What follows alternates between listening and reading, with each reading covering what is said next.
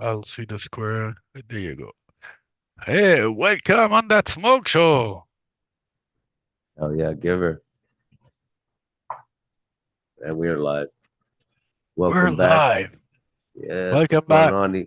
Evil Deadly talking about weed. How's things, brother? Yeah, man. Let's talk about some of those. If your is your plant will finish, right?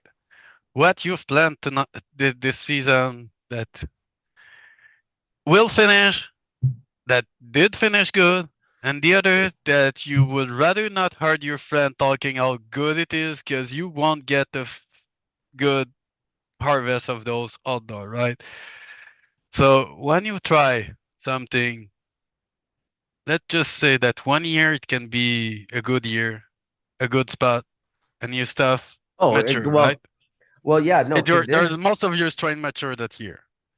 conditionally that will happen. You'll have years that are absolutely perfect for and you'll take seeds that you've grown inside and take them outside, and they'll grow absolutely amazing. They'll grow bonkers 1 year, but then a little weather change in the next year, and they won't be strong enough to handle the next year.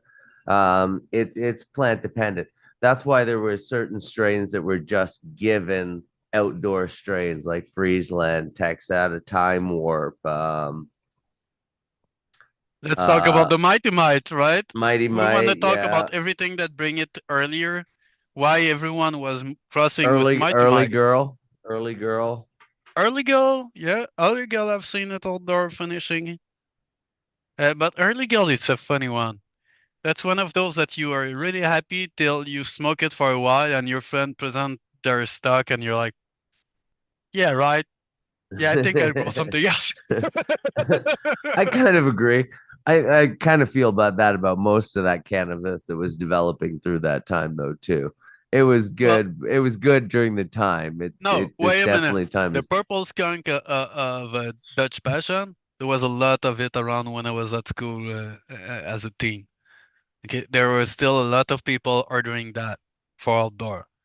But when I was smoking the garlic bud of my friend that he was growing in his garage with his uncle or his dad, I don't remember. I remember going in the garage and with that garlic smell that smelled like you had your armpit with garlic and, and go run a marathon and don't wash for a week. That's what it was smelling. Dude. I was like, Nice. oh fuck. But that thing was way better. I was like, fuck, I'm really high. And the other guys were like, "Oh, I got that purple skunk. Look at that. It's cool, right?" I was smoking it. Yeah, yeah, it tastes good, and plant are good, but there is something lacking in most of the plant. Like they're just ordinary weed for most of the time. Don't remember what was the purple with it, but I remember Dutch Do you remember? Passion had like three purple strain. There was purple's star. There was Holland Hope. Yeah, I remember Don't touch Holland. at all and hope. Honestly, if you want chunky bud that you're just sad, I mean, you smoke that You shit, might you're want just to. getting sad. Somebody could, that'd be a good one though to cross to something, and then because you have the big bud structure that but I mean, it's I don't know. Yeah, you're right. I You're don't right. know, man. I smoked it pure, and it was like, dude, don't talk about that anymore, okay? Like, don't. Like, you get given a big bag of different pheno of Holland Hope, and you're like, oh, cool, man. I got like a quarter of an ounce of each pheno, and you think that the guy is really generous, but he's not. You don't What care was about the? it. Where like he was just giving it away, hoping that one of them is better than another, because he was thinking that most of it was shit, and did not dare to say that. So he was hoping to get some insight of what we think about it, and the answer was, "Do you have anything else?" What else did you flower out, bro? Yeah, what Uh, else? So when I was a young teen, it just said that there was a lot more strain that were harvested earlier than now is available. So Agreed. one of the thing I would say that a lot of the northern acclimated strain that were early or tough, they are not the most potent most of the time. No, You can find no, good but one you in can it, grow a bunch but they more are and not the smoke. strongest shit around, and they're not always the most pretty plant also. And well, But that's the same. That's the same as brickweed from the '90s, right? You just had to smoke more of it. I mean, you just need to get enough THC in the end. but one of the thing that I've talked with some guy like were like, oh, but some guy in Denmark they were saying that they were making a lot of ash with their crop. So for them, how good or bad it could be was really different because they were making ash with it. So when I'm thinking at a good outdoor strain, it could mate both of those things, but there's also some strain that are just, I would say, more sativa or more tropical dependent and whatever, and they are just more flower smoking. They won't give out as much ash, or maybe the ash will be really good quality, but you won't get that much, or there's always something with it. But you smoke them, they're really good. Some of them are really kind of greasy.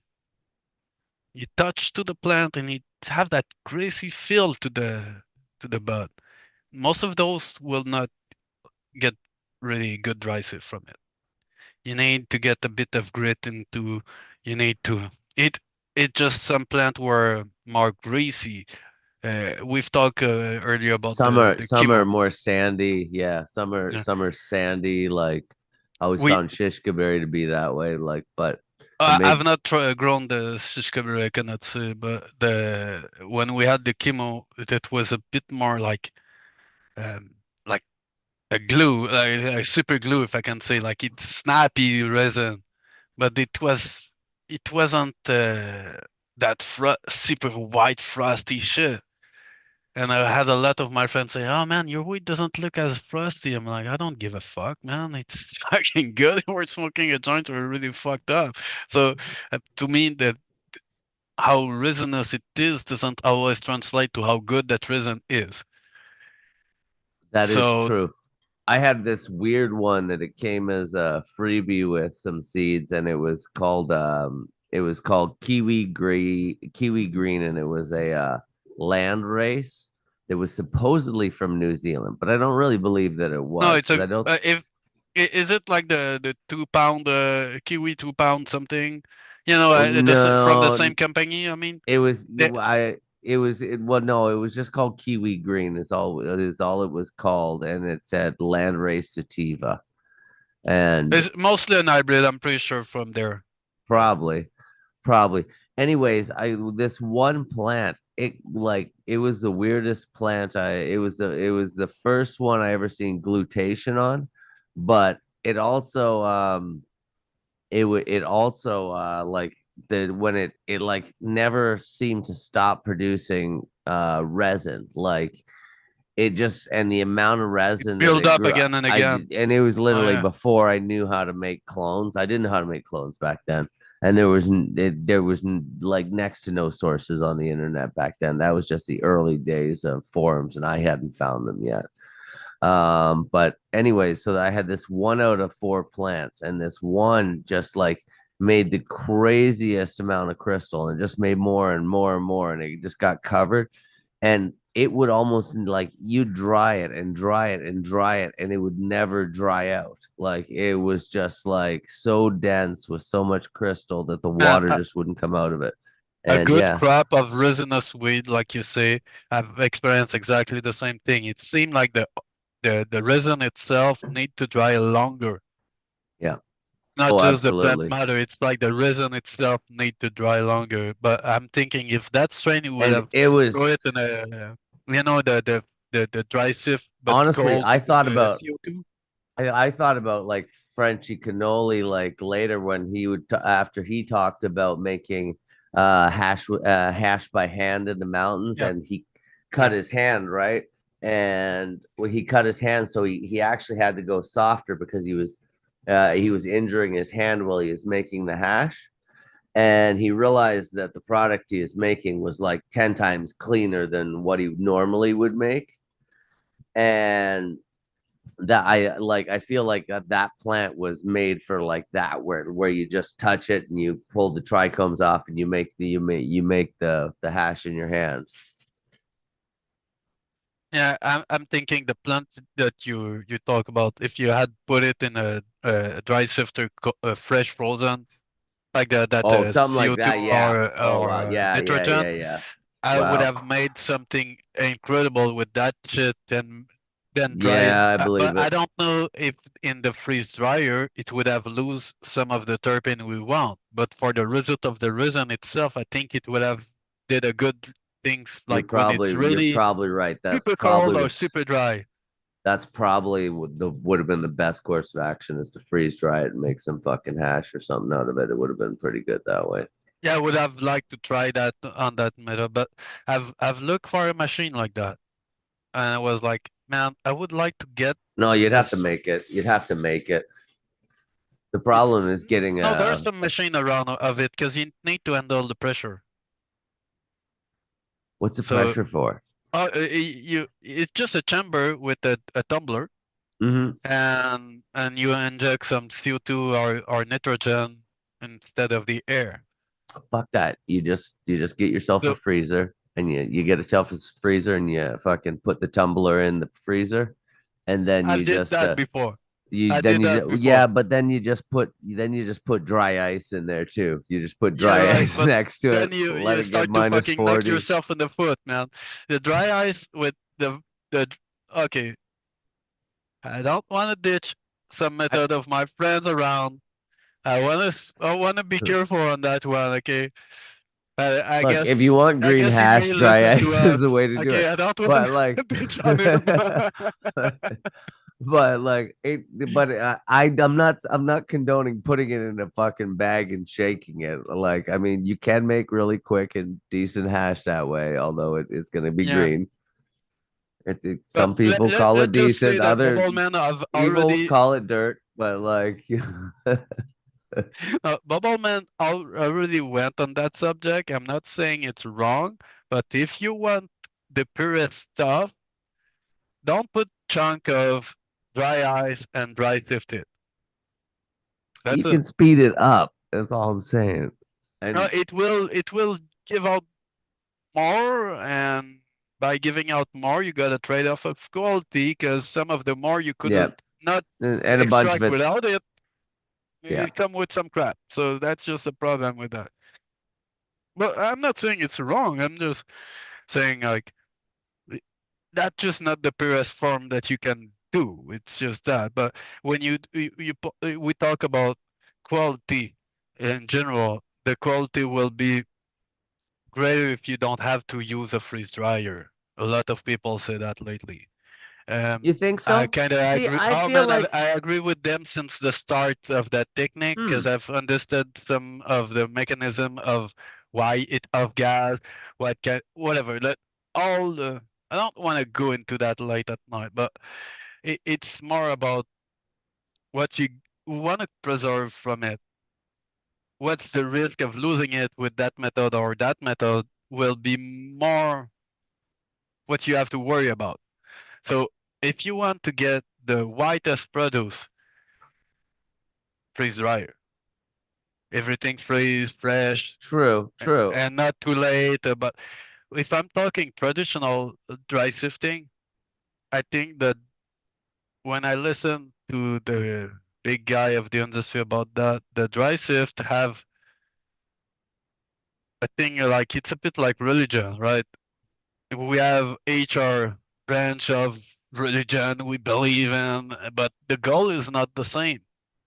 If you want to get the greatest resin ever, well, you may not have most of your resin out of your plant for that particular batch. You may want to do another bounce and do another type of grade, but your best grade of it, you don't crush too much your weight. Yeah, You you know, don't touch it. You just let whatever yeah, falls off, but and then that's it. you know what I Yeah. mean. It's just like really laborious stuff. But what I found with I was thinking earlier that when the Friesland, not the Friesland, the M39 and the Chemo cross together.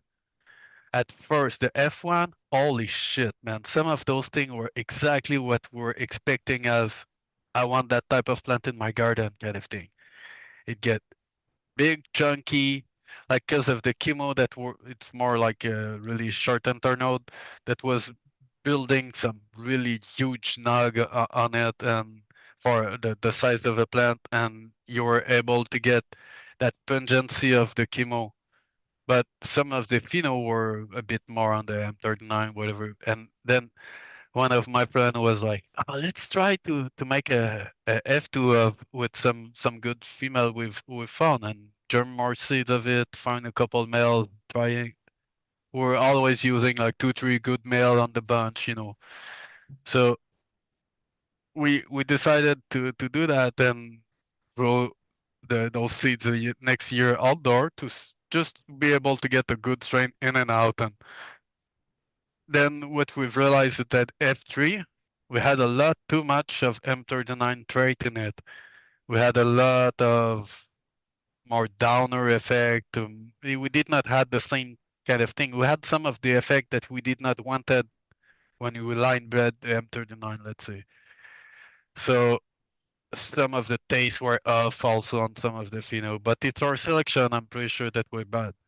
So I've talked with the guy that did the same with those seeds, and they all said like, you know what, the F1 was fucking great because the traits were combining good for most of the plant, and we're like thinking, dude, if we could get the same male and the same female again, it would be marvelous. But it's done. When I've talked with a guy at one point, I say, oh, what you use the M39 for? It's like I like it bulky. It give out a lot more production for the plant, and the short the small calyx all chunked together.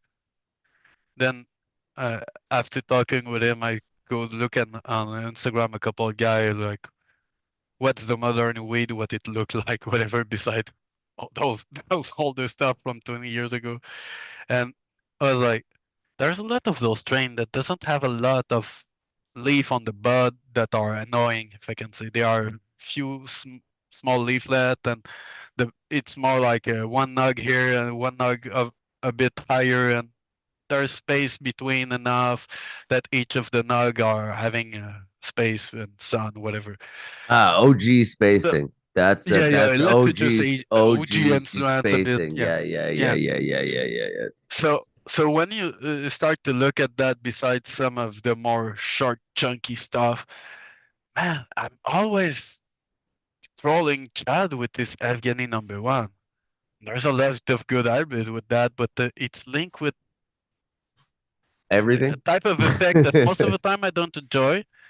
The plant Very may be short narcotic. and Yeah. stocky, but there's something about it that I find, I don't know. It's like it's not bad indoor, right? But it's just not my thing. Um, I don't I know. would say other type of Afghani could be really great. It's just that the Afghani number one, there's some good breed that have been done with it. So I would not ditch the strain itself, but by itself, when I smoke it, it was most of the Yeah, time not Af my favorite. It's not a bad Afghani one. It's just one. not a favorite. Afghani one is very different than a lot of. If you just went and grabbed a bunch of handfuls of Afghani seeds, you'd be very unlikely to find Afghani one. Afghani one was an outlier, and It's been light bred for like 30 years, so yeah, yeah, you have like something really different at the end.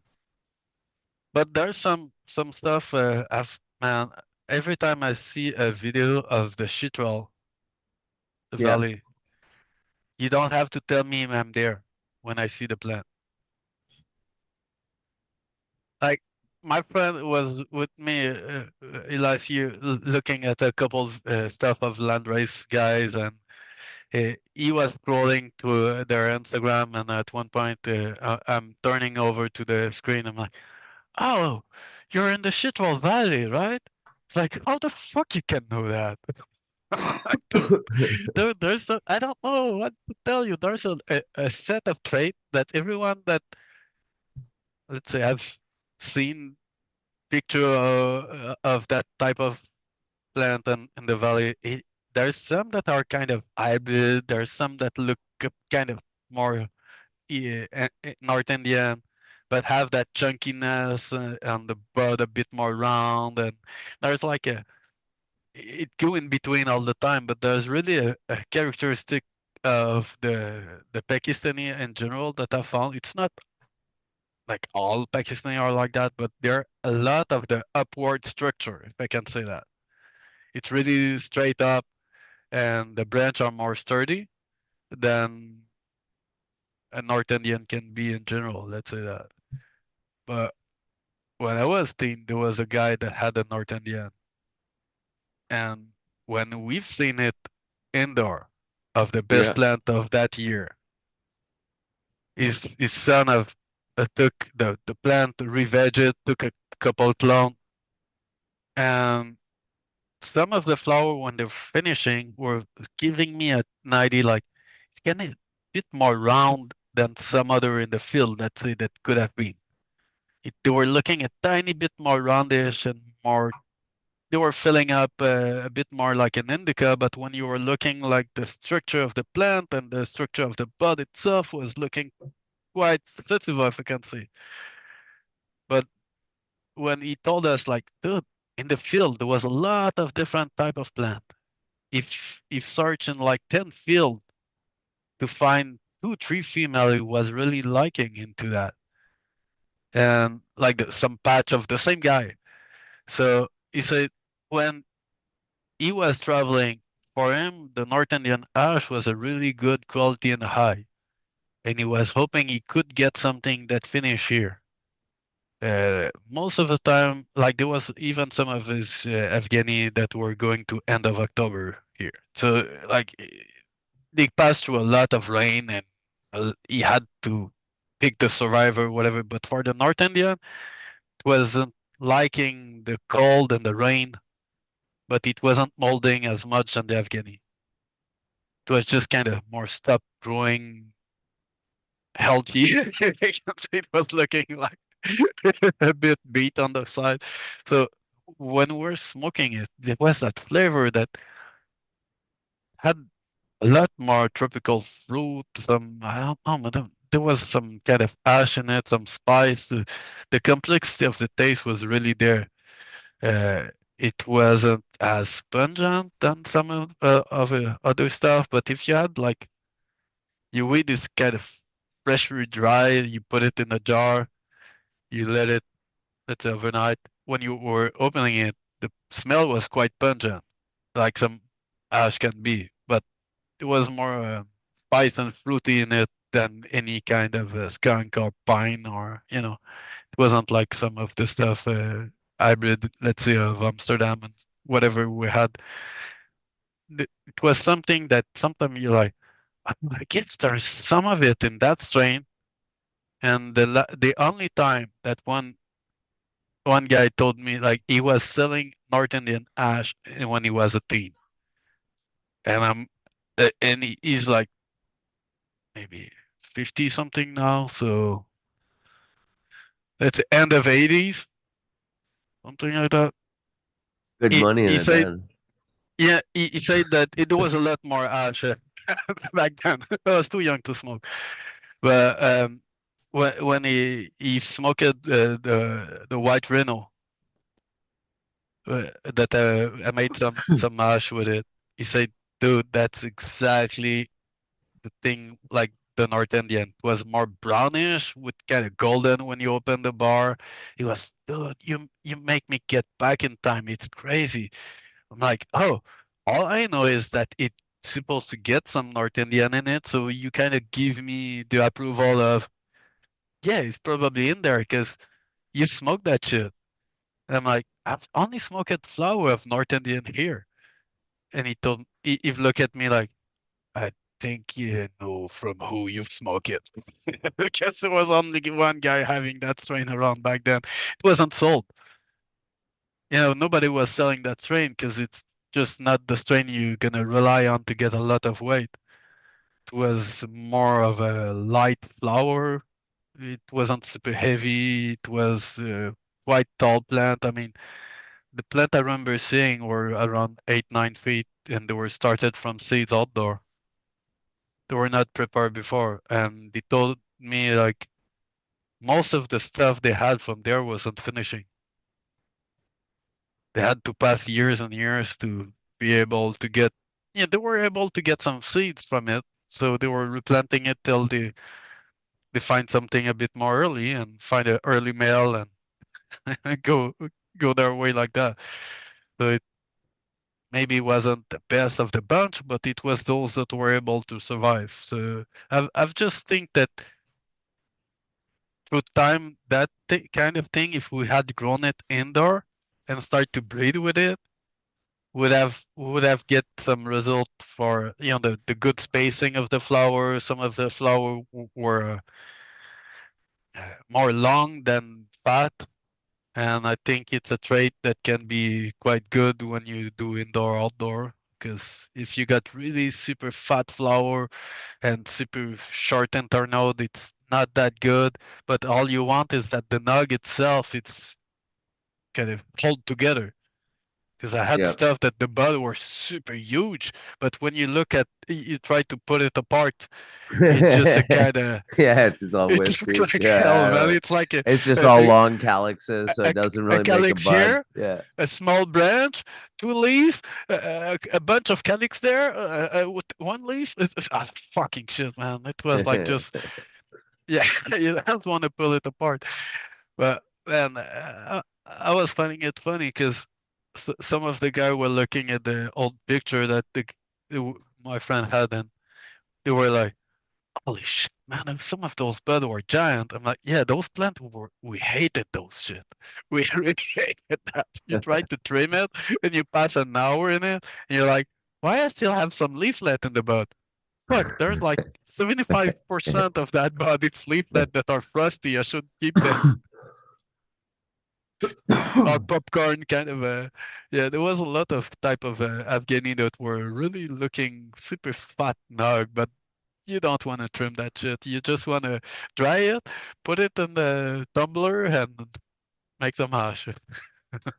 I remember getting so grumpy when you'd have so much weed to trim at the end of fucking the summer. Like, cause you'd finish your gorilla grow and you'd have all that weed.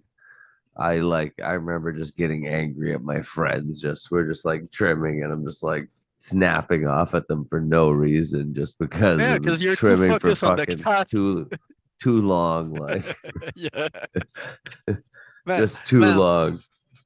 Uh, to me, trimming is just like something you can avoid by sometimes growing other type of strain that you don't have to trim that much, and you just kind of plug the bud off, and you have a minimal job to do. So everyone that like any fucking cookie cross, whatever, because of that reason, I will give them that. You guys seem to have it for that. I mean, yeah, I don't want to smoke it for most of the time, but it's okay, man. I mean, I would smoke that shift if I had to, but just not my. It doesn't appeal to me as much than what the SFVOG or other things like that. I'm like, oh yeah, man, that shit look good, but I would not smoke it midday because I'm not sure if my plan will be anything else than just eat some popcorn and watch a movie or play video game. Like when you got some LA Confidential, or what's the other one you were talking about that you're knock you out like hell? Like, Uh I said Afghan one. I also said chemo. Chemo used to put me to sleep, just melt me into the couch. yeah, chemo can look like Afghan one on the structure of the plant. I'm thinking of it. Oh, they're probably somehow related for sure. Like, Oh, it could be. Yeah, because I was we're calling it a Kush between each other because we're like, dude, that thing looked really like a Kush. I don't know what to say, but some of the leaf of the OG Kush hybrid, I recognize similar trait of some of the chemo we had. Not all the chemo plant, but I don't know. There was some kind of Afghani Kush in that thing. I don't know what it is. I would really be pleased to know someone, let's say, that have a pure chemo, because everyone I know of, it's all a backcross of the UBC or the Montreal chemo, or it's like I think there's maybe three different variant of chemo that I've heard of. Back then, I knew two about, and then I realized that yeah, if you they've just chose a tiny bit different, they can have something else, or it's maybe another backcross. But only all I know is when I was looking at the old stuff, there was a chemo cross with Mighty Might, and by looking at the breeding note of those things back then, there was a doubt of maybe the fucking cross Mighty Might with chemo at one point, and some of those seeds came here because. Uh, some of the pounds were really early, like 45 days. Like, and I've seen some plant with the plant structure was looking a bit like the Might Might, but I don't know. It's maybe just similar region. I would be really interested to know about those older strain that now are kind of abandoned. Um, Yep. uh, there is a couple of guys that seem to have some line from Vancouver Island Seed Bank. I don't know if you remember them. Think it was Vancouver. Big High that was breeding Vancouver Island seeds. But Uh, he had Nagano Gold, he had Y2K, yeah, like let's just say some of the stuff he was breeding with was Burmese, the Burmese indica that everyone talk about. That um, he had some of the Rumelan. He had, I think, the Purple Skunk and other stuff. Like he had a bunch of founder strain, I would say, from in BC from for a lot of things that we've known as BC bud back then was was not all crap, right? It was a lot of really, really, really good shit. But what was shipped down south was probably a lot of crappy weed. But for the seeds of those BC bud, when you were going there and want to get some seeds, those seeds were really good. well, Um, BC Bud just meant like fucking good indoor grown hydro, basically. Like I never like Oh, there was a yes, lot of I outdoor bud for BC that was true, shipped. that is true. That is true. You But said you said the Vancouver Seed Bank? yeah, Vancouver Island seed bank. Oh, Vancouver Island Seed Bank. I got Vancouver Seed Bank. I'm not sure if I got the right one here. Hold on.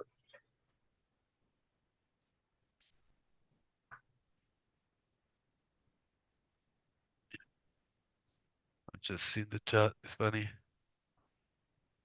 I know who is that Nico D. Yeah, he live in South France. Really, not the same thing.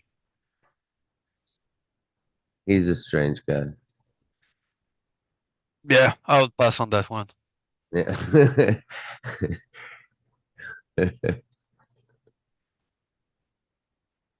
Yeah, Probably you know right. there's a threshold you say that past that you're kind of out. So I get you. I get you. there are some people that argue and we don't talk anymore, and I got more respect than I could get for that guy, so we'll leave it on that. Yeah, uh, yeah, no, I have origin from France, but from Normandy, not from South France, and you could maybe tell by what I look like. So yeah, and Normandy was by the Frank, and the Frank were also living in Germany and north of those places. And if you look for the Frank, there's a lot. You know, I'm not saying I'm from the Frank, but it from what I've understood from anyway. Yeah, I descend more from the Frank, or have more link with the northern France and the German that I could get with any type of origin, but it still mix. Nobody's for a race. Yeah, I was thinking at the breeding for early strain is something that have been lost through time. Um, the last 15 years, the end phase have been a lot to some of the strain that the people were using more south in USA or indoor. And when you start to see who producing seeds that with those breed, their latitude are pretty much the same for most of them. Dutch Bloom is one that have breed some of those strains more up north, that I would maybe rely more on what you have to say about some of those hyper strain that may be good out up north. But otherwise, I'm still inclined to say that I'm not ditching all the seed bank in USA, but for most of the seed bank that are hype and all the good shit, they won't be the best outdoor. Some of them are still good here, but they won't be the best performer overall. What you're gonna get may be stronger and better than some outdoor strain, but again, what you want? Do you want a big field that is easy to manage and take care of, or do you want a field that you may lose at one point because just doesn't mature? Lately, I had someone talking to me about the gelato cross. That I don't know about gelato how it's supposed to go outdoor, but it seemed like they were too late. They start to really go into full bloom too late. So that's one thing that's really bad. A lot of the indoor breed, if you progressively lower the light every day, like it happened outdoor, they won't react the same than if you switch it right away. So if you got a strain that instead of vegging it at 18, you veg it at 16 hours of light, and you lower that at 14 to sex your plant. At 14 hours of light, if you see that some of the plant look like they would maybe finish like that, a good idea would be to leave it at 14 hours of light for the first month and then lower at 13 through the second month and see which one finish really well as good result. Do another run with those same clone, switch it 18 to 12 when you go to flower and see the difference of the morphology of the plant, how big it go. So you start with the plant at, let's say, 8 inch there or 12 inch, whatever, and flip it, and you do the same thing, and you'll see a difference. And one of the thing I've seen is all the good strain we had here that were always flipping at the right time. Doesn't mean that they will finish always good every year, but they were always having a chunky nog at the same time of the year. They were all able to finish at 14. Not even at 13. Oh, your mic is off now. It's different. See, it's different. It's different if they're outdoor, right? Because they're turned off and on by the But there's also the red light. weather that go with The it. yes, yeah, but the red light spectrum. So they go to it, Yeah, yeah, it's yeah. It can be it's not different a bit, I guess. well because they're because of the 6:30 to 6:30 to basically 700 where the sky gets orange in the evening. That's Yeah. what wakes them up and puts them to sleep. Once they're asleep, they're asleep.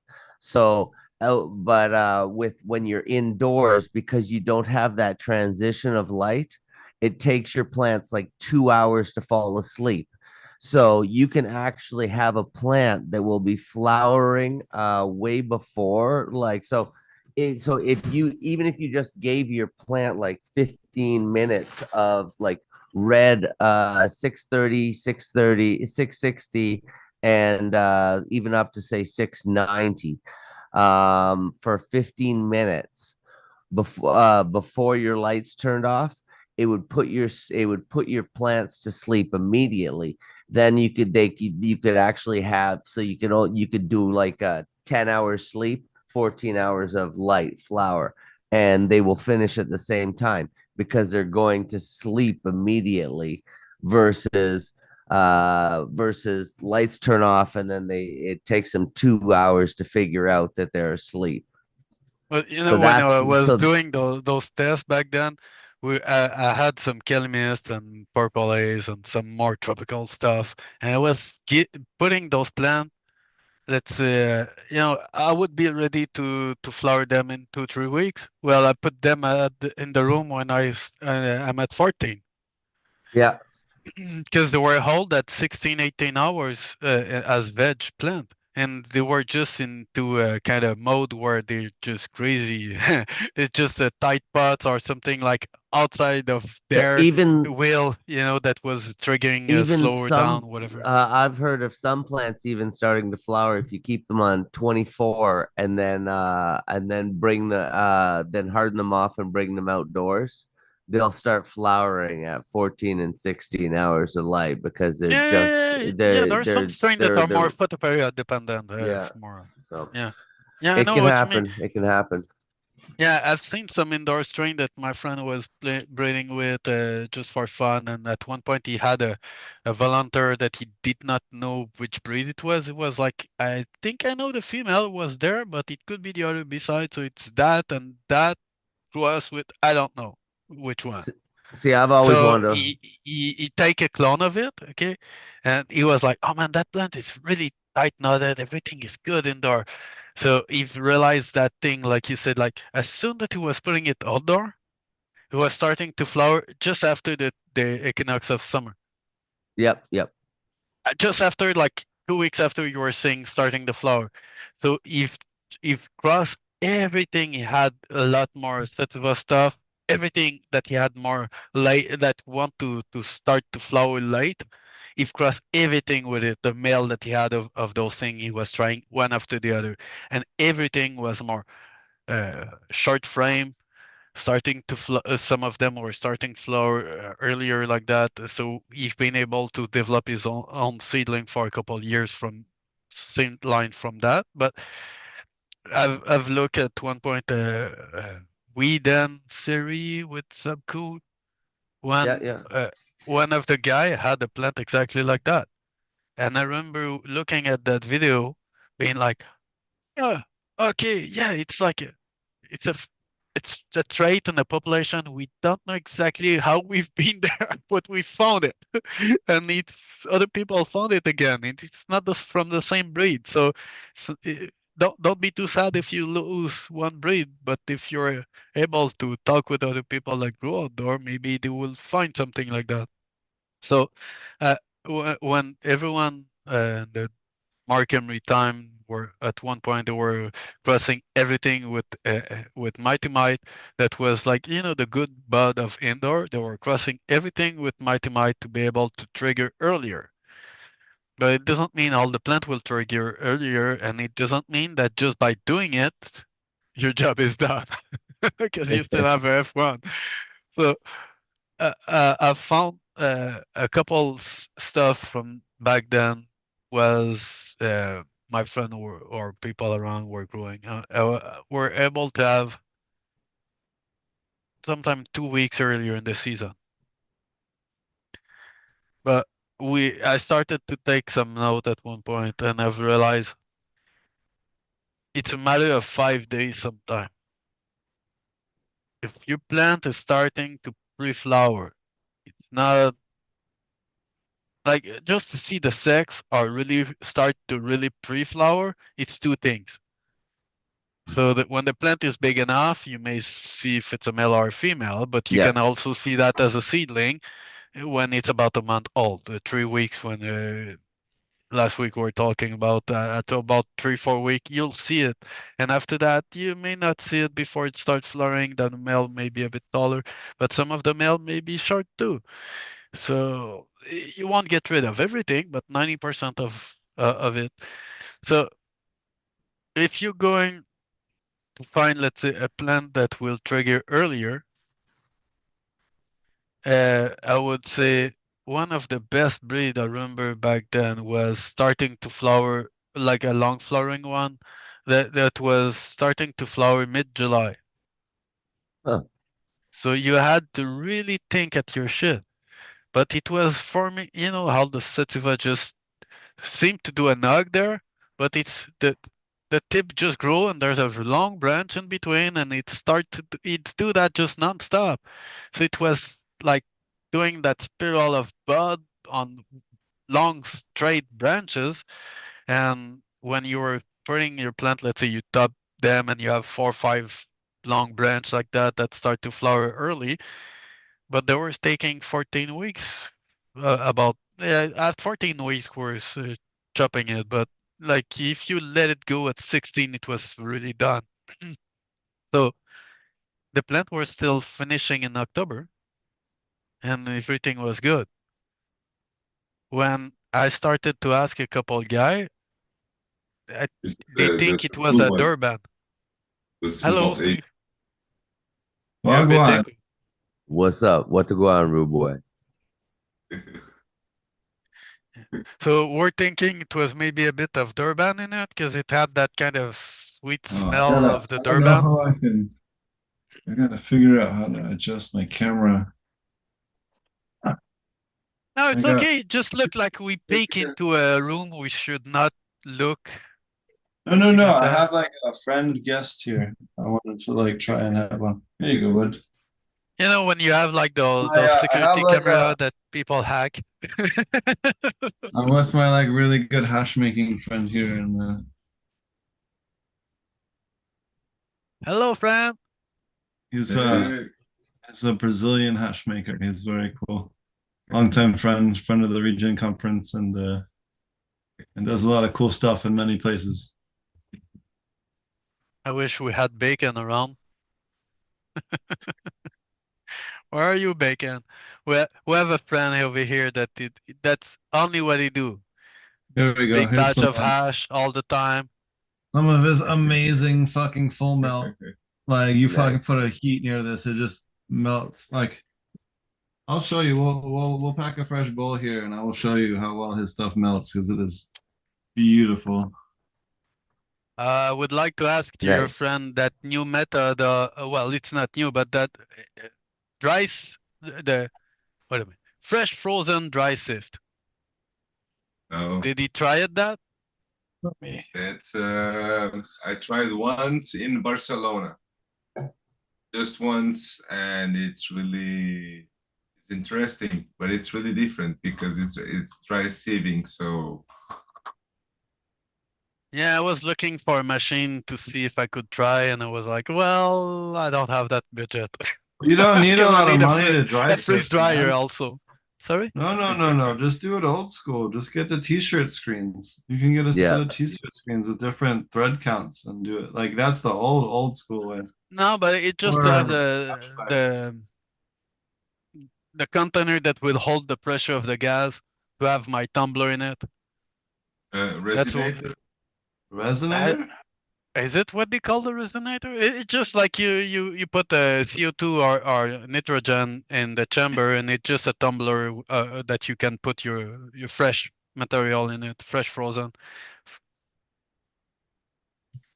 I don't know. Uh, uh, All I can say is this shit is fucking fire. yeah. I'm really curious of that technique of because of some of the variety that just won't dry sieve Well, as good.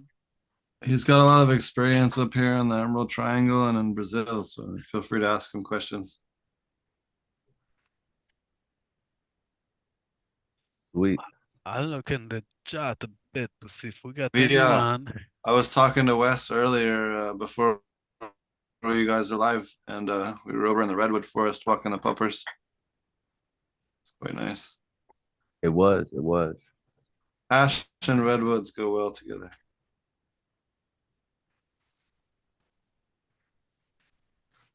So what's your opinion on the landrace between landrace ash or more hybrid variety ash? Do you have Like a when I start nostalgia to to it? smoke when I start to smoke hash. Speak a little louder. When I started to smoke hash was in Portugal, so I used to smoke much more like Moroccan landraces, and they have just Moroccan and Pakistanish, and Pakistanis is not from Moroccan, so it was a completely a different thing, and it was much more like a herb, like tastes much more weed, the hash from Pakistan, comparing with the Moroccan hash. So I really like it to smoke landrace hash, but here in California it's really difficult because everything is hybrid and it's a little bit and then the high it's a little bit different too because for example if we're smoking like cherries from India it's gonna be much higher THC, so it's a little bit Yeah, different. that's what I was talking earlier. That I had a friend that his dad still had some North Indian seeds that he's been able to grow here, but I'm pretty up north, so there wasn't a lot of the plant that was making up for the first few years, I would say. But he keep going, and when his son have bring a plant indoor, we realized how good it was, besides what we're thinking it was. We're like, oh, that's just really not bad, man.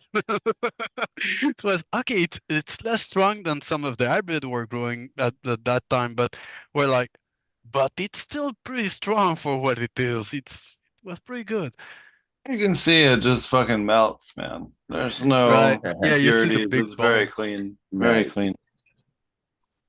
So I was saying that earlier that the reason from the North Indian was kind of more oily.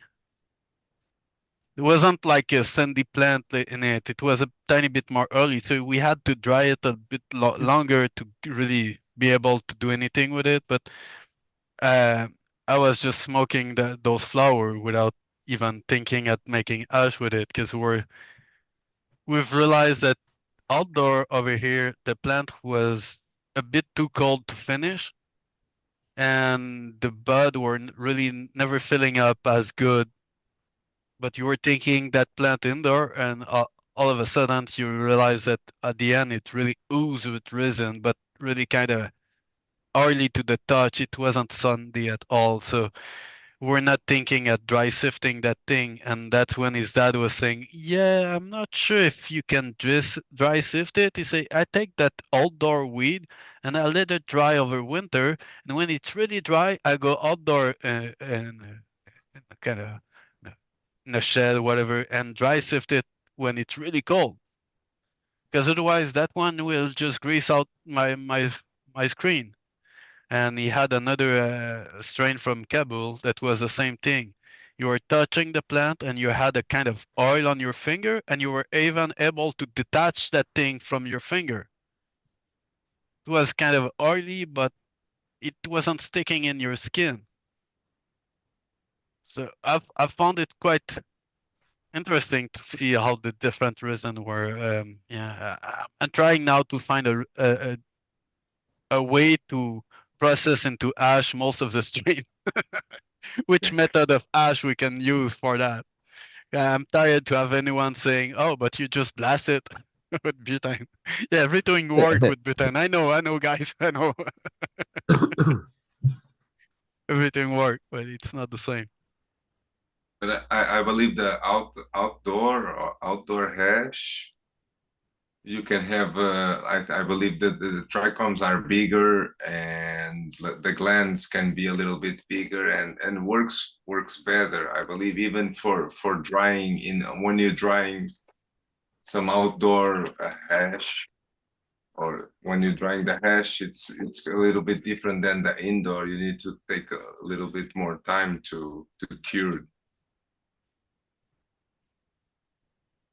Yeah, I've realized that with the breed I had for a long time that, like, every time I was having a really good year outdoor, some of my I'm not sure for the size of the screen, but let's say I had my working bag and I had, I think, a 160. And after that, sometime I had trichome in it. I was Yeah, like, yeah, wait a yeah. minute, I'm supposed to have some crap into it, and it's not even start to be good. And I had a bit of trichome into it. And the one before that, normally I'm like, Yeah, I would put it aside for edible. It's okay, but now I was looking, and by my naked eye, I was seeing big crystal into that one enough that I was able to press it. But that was fresh frozen. Mhm. And when I was looking at the indoor for the same thing, pretty much was all in the bottom bag or the one before. That's it. Like whatever the system you use, they were like at the bottom of your bag. And uh, the resin was too greasy to process it dry. I tried dry sifting. I tried to make bubble ash with the dry material, and it's always crap. I make fresh frozen. I was able to make my things and get a good result. So I've realized that, and for West Engine, what we were talking earlier, when you try to pull apart the bud, it was looking really like all stretchy and calyx with long leaflet into it. But all those leaflets were really resinous. And I was always curious about that strain because to me it was looking like an indica, but too early to be a dry sifter normal. So I was smoking it as flower most of the time if I wasn't able to make a fresh frozen. So same thing when I was a teen, we had the Kebble Baba that was like so greasy. You cannot do anything with that. You smoke a joint and you have to light it up 5 times. It was like real tar, like yeah, just tar into it. But have some strains they work better in with the fresh frozen, and other strains they work better in the dry thing, right? For Yeah, example, like sour diesel. Sour diesel, if you smoke, if you make a fresh frozen batch, and when you make it's completely different if you make like a dry material of the sour. I prefer like I do both, but for example, sour I prefer much more to work in the dry thing than I do like a fresh frozen of sour diesel. okay, It's- okay. I've never So grown that solid chisel, but everyone talk you can about it see, now.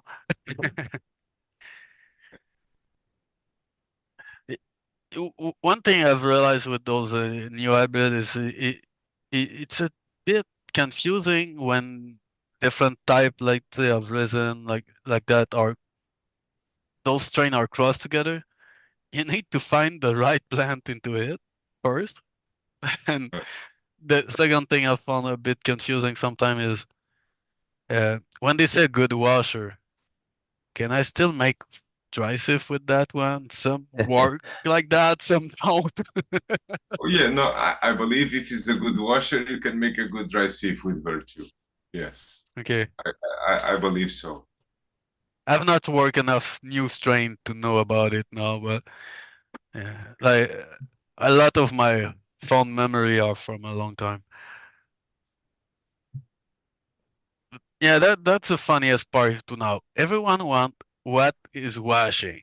I was listening in an interview with a breeder earlier, and if being asked one thing, what is your best washer? So everyone that is growing indoor is like, yeah, I want my space to work. Um, now I'm not sure if we still have the quality that come with it when it wash a lot. Sometimes yes, I'm not disagreeing on that, but sometimes I'm like, man, I've seen some stuff that just shell a lot of trichome, but it's not strong. If you Sometimes look it's at a the lot of quantity by, stalks. It's not the yeah, trichome. Sometimes it's the stalks. Have a bunch of stalks, and like purple okay, punch, for example. Sometimes the hash is super bright, super light color. But if you look in the microscope, you're gonna see a lot of stalks, okay, and it's okay. not gonna be so strong. It's gonna be much more. It's beautiful, but not strong. Sometimes I can taste it when there is more stalk. Hmm. It's really that kind of a, what's the name for it? Cellulose taste. Like when there was those transparent paper. Yeah, No, yeah. I remember those. Yeah, yeah. that's what I think. Yeah. Those are still on the market. I'm sure those are still out there. Oh man, guys, don't smoke that shit. It's toxic. So I don't know. Okay, it's not toxic, but the taste it is toxic. disgusting. I would rather smoke one of those grape flavored paper. I had one of my friend at one point. He had a pack of cigarette full of pre-rolled joint, like a gram each. And we're in a party, we're drunk. I'm like, oh man, I will go back at my car. I got some weed. He's like, no, I got some stuff I've pre-rolled. So he gives me one. I'm like, what's the strain in it? It tastes grape. He's like, oh, it's M39. I'm like, M39 does not taste grapey. The only thing I was tasting was grape. It wasn't bad, but he said, yeah, my weed doesn't taste really, so I've used those paper.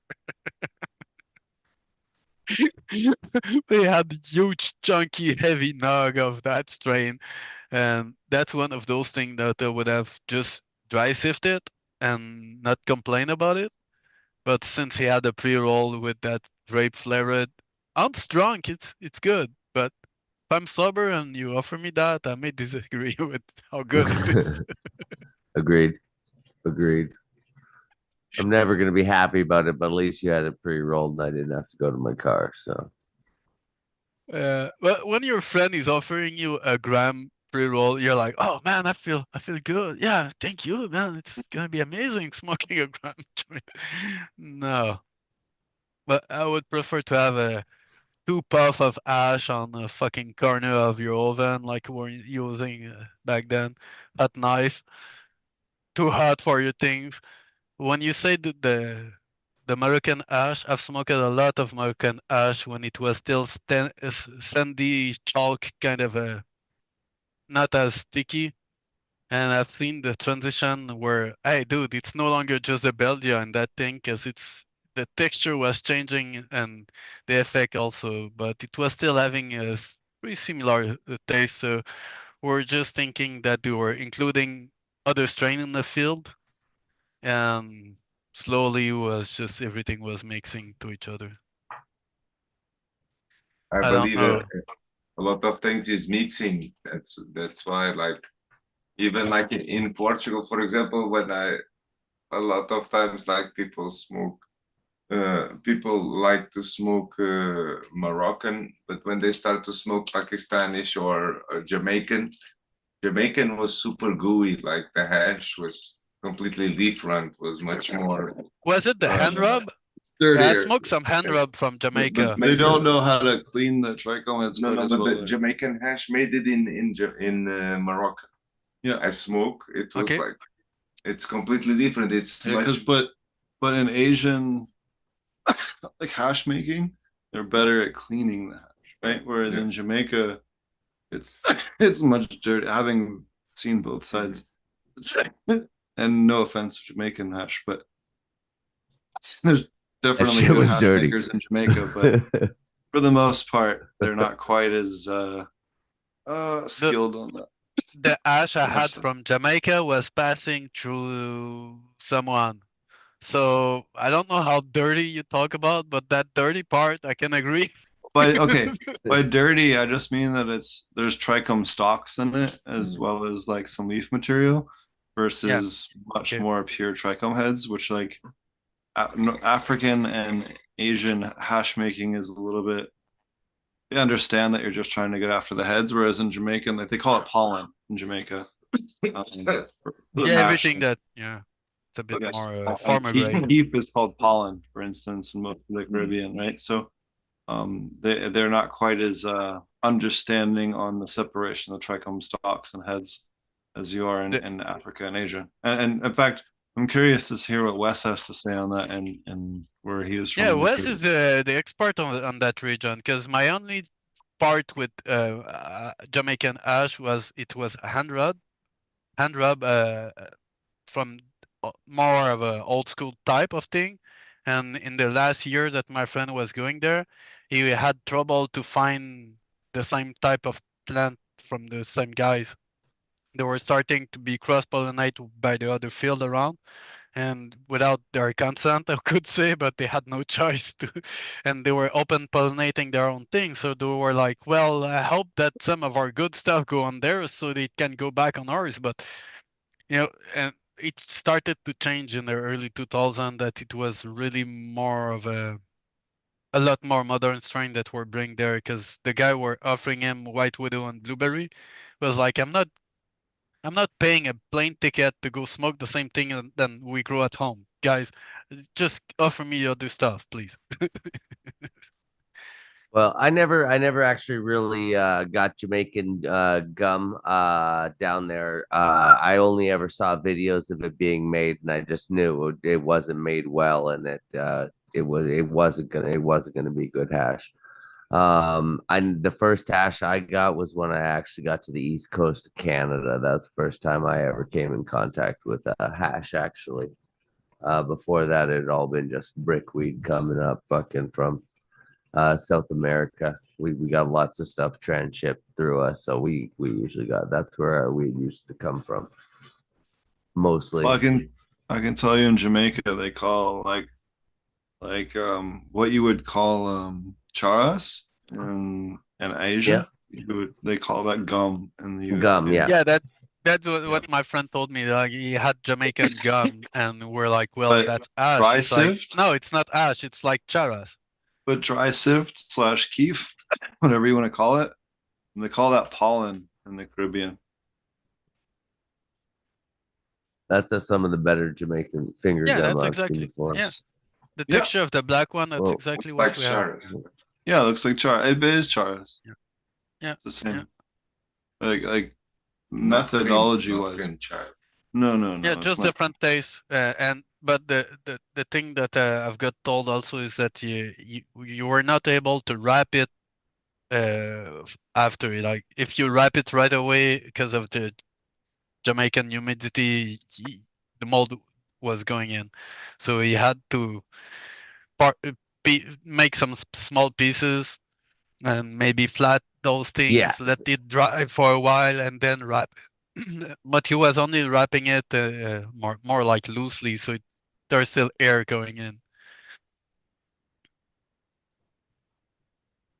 yeah. See, some of that gum is just not clean. Like, but Oh yeah, you see a zoom there. yeah, but I don't know. Good on them for making it. Well, one thing that's for sure is that a lot of the older strain they had, even if it was maybe crossed with skunk or whatever, still in the 90s there was still some of those fields, but now everyone is having those new hybrid and pollen will intermix. So you could still find something a bit like that.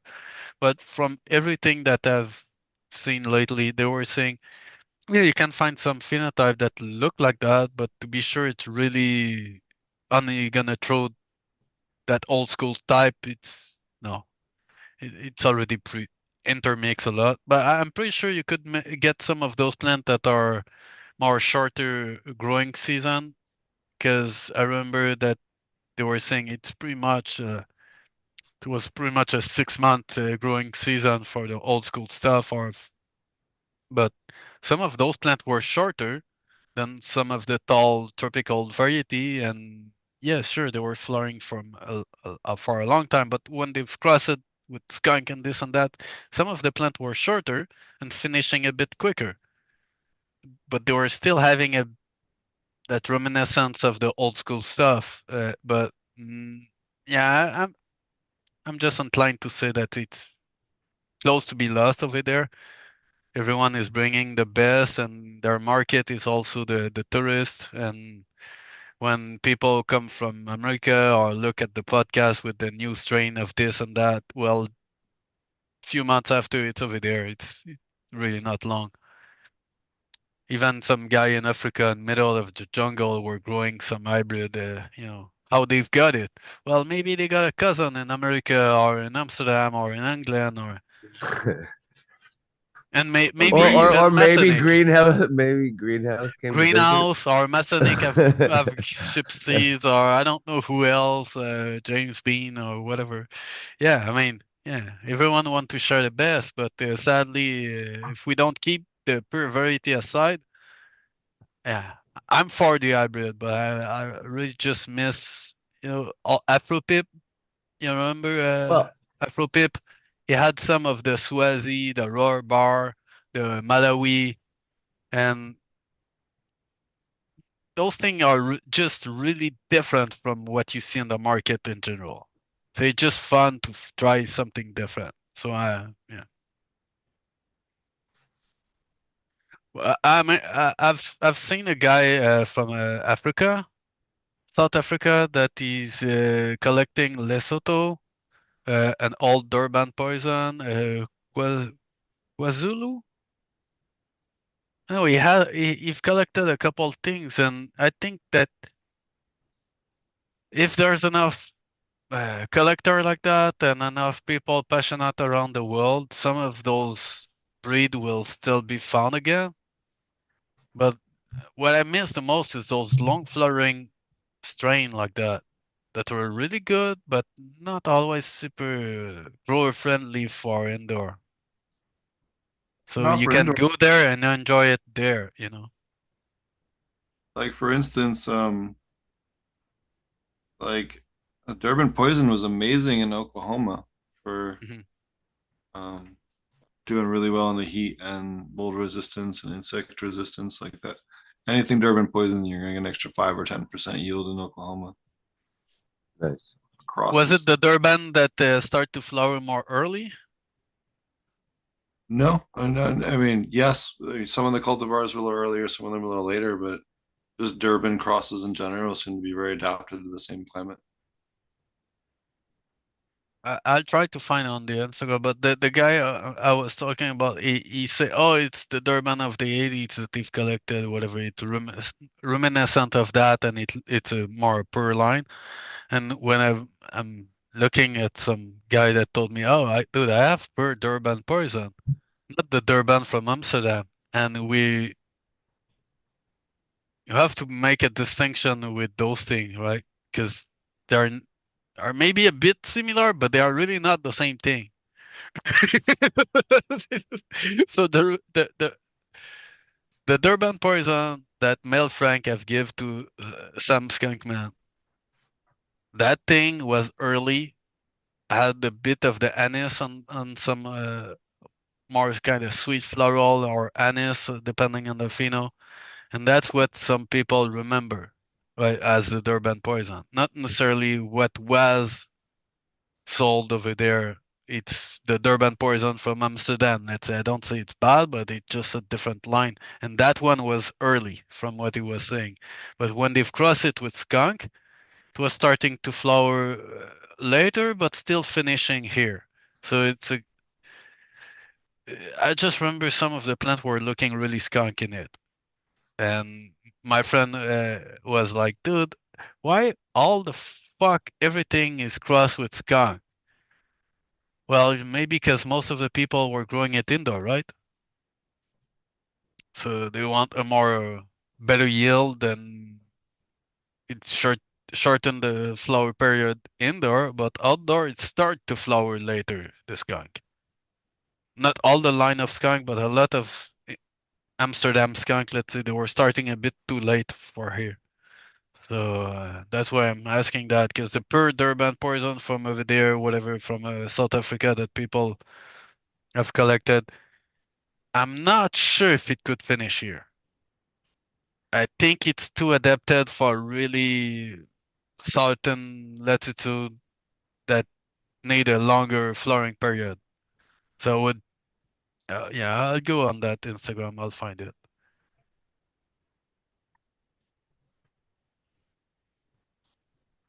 What was the sexual stability on skunk? Is it just accidental pollinations that happen in the Oh, grows? That's why everything's crossed with skunk, is because like people on the No, no, early. no, no, no, no. There's something oh, really easy hold to. on. I'll let you go. Sorry. I got a update on that. So my buddy, South Africa, the farm that I work with down there, got his hands on some old school skunk number one that was from the 80s and is a huge greenhouse full right now.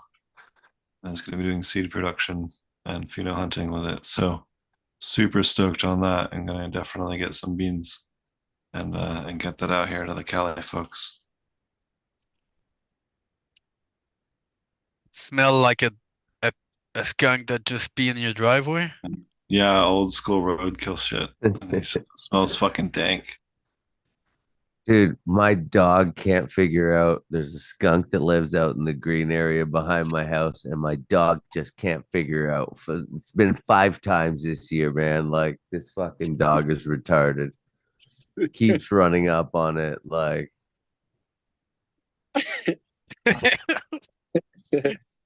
Well, Ab- once in a while, I have to close my window because a skunk has pee in my driveway, and that's pretty much every week. So, yeah, kind of know what skunk is. No, But like a skunk habitat sign in front of your house. Like, I think, yeah, I think it's skunk friendly over here. was that an episode that you had a long time ago when you were interviewing that dude from Australia that said he had it? It was almost yeah, like man. a year ago that you interviewed him. yeah, I believe it he's was been one of the working. aquaponics conferences, wasn't it? Yeah, Yeah, aquaponics conferences. Yeah, he's been working the skunk lines and it's got something pretty yeah, fire. that was a really good episode. That was a while Yeah. ago though. Yeah, Hell yeah. I've been working with them for quite a few years now. They're good people over there. Yeah, I was always hoping that he actually had it. And he said what? Like they don't call skunk because they don't have skunks. They call it what? They're I skunk, they're but killing it over there. They added like 12 new greenhouses and like they're fucking Shit, crushed. only 12. Yeah, well, they're like one of the largest producers in all of South Africa now, so they're Do doing they quite sell well. flour or Yeah, it's flour. okay? Yep. yeah, he was holding it down. Do you remember the episode of that? Like what I don't number? remember. He's been on 2 or 3 times on the show as far as a guest. I'm actually gonna have him on again soon because he's doing a lot of cool stuff over there. So we're gonna have him on here in the next 10 or 12 episodes or so. Um, but he's um damn it, hold on. My phone's updating right now, so we've been smoking a lot of really good hash tonight. So I'm a bit fluffy right now. Sorry, 1 second. I was just talking to him today. Shannon Booth from Sweetwater Aquaponics in South Africa. Sorry, I Sweet. wanted to make sure I said it correctly. Yeah, of course. No, I just remember when I heard him say that and how you were just saying like you've heard a lot of people say that they had it, but when you tried it, but he sounded very confident, and I was just like, man, I can't wait for you to get a try of that. Yeah, so we're definitely, and I also shout out to Luna Whitcomb. I got a bunch of her skunk line somewhere in the house here in the case back there with all the other weed strains. I have a huge case of different strains, but I actually got some super cool skunk project from her, so I'm super stoked to grow that and see how that goes. Fuck yeah, bro. Because they did a huge pheno hunt of I think it was like 92 different skunk strains, trying to Oh, find the King. cool stuff, and then crossed a couple different ones. So I'm super stoked to get some of that. There is leapfrog genetic from South Africa also that I've heard from that they do some good work. It look good what they got. Did he give you the cut, bro? Okay, so I just found the Instagram of the guy that I was talking about. It's love dot of dot landrace. I'll screenshot that shit. Doo-doo-doo-doo.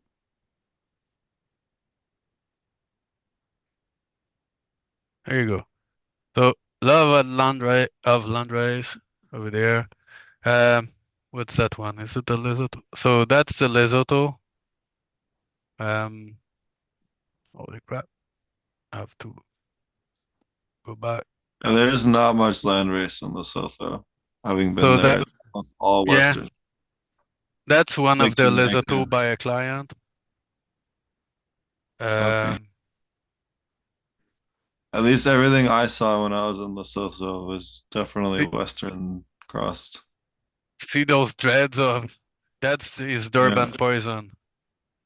I would wash well, but It looked not bad, man. I like when they do those long stuff, but it just look a bit ugly. But I don't know, when you pluck it off the branch, you just smoke that part. There's That no looks, leaf yeah, on that it. looks It's like a cool. really good washer for making huge hash with. pestles. Yeah, that Yeah, looks the pistol I don't like it, but yeah. Yeah, Otherwise, it's good. crazy Yeah. long pestles. Like, holy shit. Well, you could just actually just take the flower and roll it as a fucking J just like that. Oh, that's what Right. I true. would have done. Yeah. Paper and push your fingers down on it. Hell yeah. But see, that's the KwaZulu. That's I one got of his more Yeah, wide but what's African the strain. terp profile? Because that could be good for breeding if it's got something dank. You know what I mean? Like, Yeah. it could still be fire. It just needs to be bred with something chunky. Yeah, yeah. If someone want to develop an hybrid, that could be really nice. That's his another Durban poison like that. Of that you've collected in Africa, you know. Yeah, that looks legit. Yeah. The Zim I have, and we're gonna be growing that out soon, is much bushier than that, but very candelabra like that. Mm-hmm. Yeah, I like to see those things. That's the what's that one? Is it the KwaZulu, that one? But that's one of the field where he went like Dang. you've Yeah. collected that. It was like, dude, I went in middle of nowhere. I wasn't expecting to find weed there. I went in the bush and it was like, I don't know, it looked like that from afar. And when he went there, it was an abandoned patch. Nobody was taking care of that patch for years. It was just regrowing by itself. And so Nice. he collected those things, and reproduce it and realized Nice. that there was some good one in it. See, that's That's one of sweet. that's the feral Yeah. field. What the fuck is that, See, like 12 feet tall?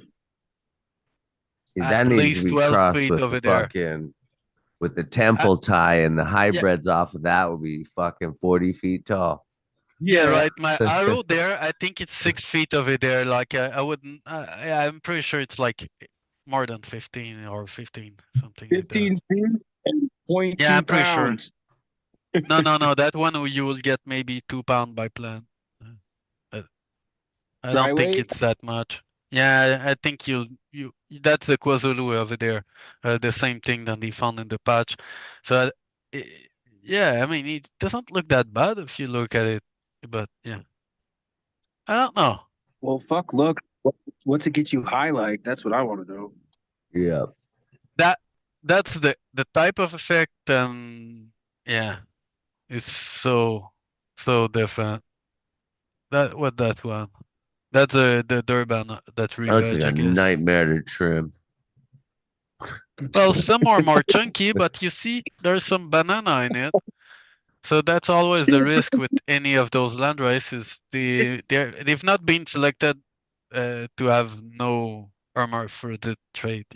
No, but they're good for like mining terpene profiles to add to different things. Yeah, for sure. Yeah, structure and all that. Yeah, yeah. So Just yeah, that's finger pretty trim it much and my. say, fuck it. Resistance traits too. You're looking for something that's like humid and mold resistant. Be good too for that. Yeah. So I'll go back on top so everyone can see who we've talked about.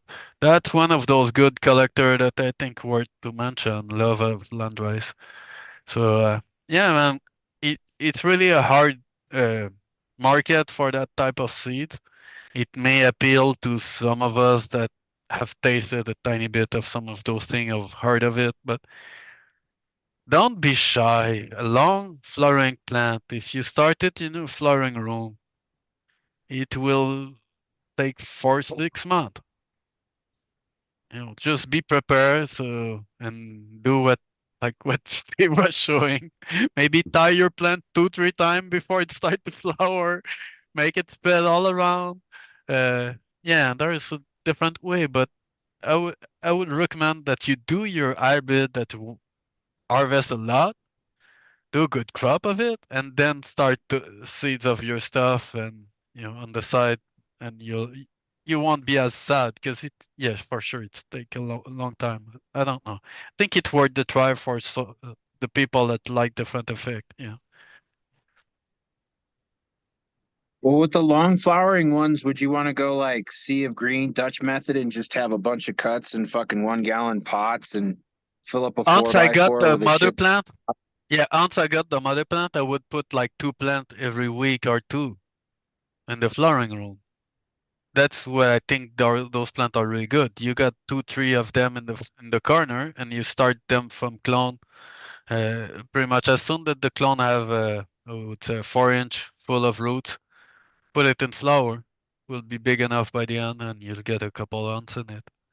But yeah, I Yeah, mean, sure, it will take space and maybe be taller. Well, yeah. I was I mean, thinking I more would like not putting rely different only pots. on that. Yeah, sorry. Go ahead, Gorski. Sorry. Oh, yeah, sorry. I was thinking more like just filling like a 4 by 4 or a 5 by 5 with a bunch of 1 gallon pots with like clones and just start it immediately in flower, Sea of Yeah, Green, and even if it's a long plant, don't do like 1 or 2 plants, do a bunch of plants with one cola with no yeah, training, and then at least you have a bunch of flower. yeah. I Some of guess them may want to branch out the bottom, but I think if you let them really close like that, they may not want to branch out as much. Or maybe you want to cut the first few branch when they start to flower. I don't know.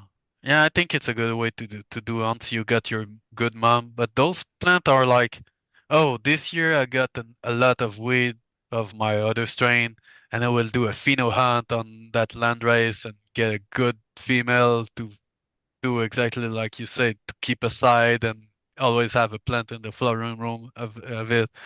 But I knew one of my friend that was hating to get 2 room, and he started to have all his some landrace stuff that he was planting at 12 hours of light and was always there from seeds. He was taking his clone there, revegging there.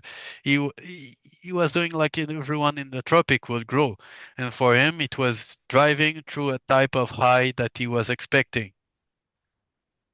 And breeding for latitude dependent, whatever, I think it changed also. If you take a tropical strain, you cross it with the early strain and try to grow it up north and always try to get the more sativa effect, whatever, of that strain, you will always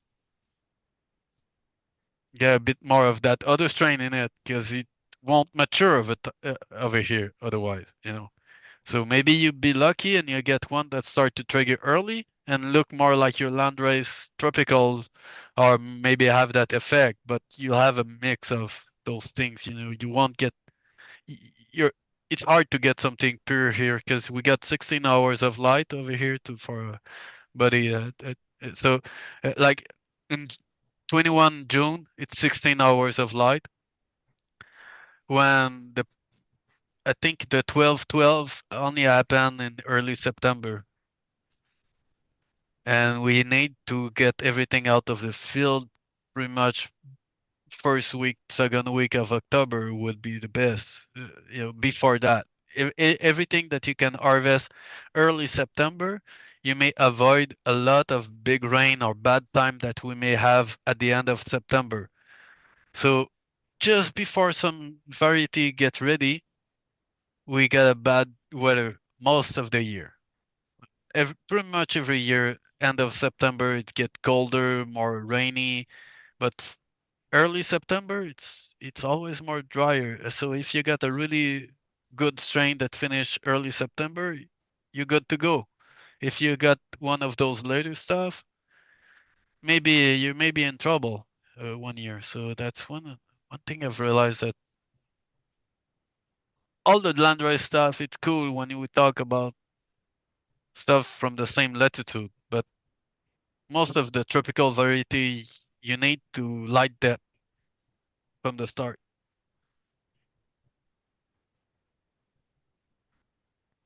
What Light was that? depth or expensive greenhouse with supplemental lighting, or No, no, no, no, no.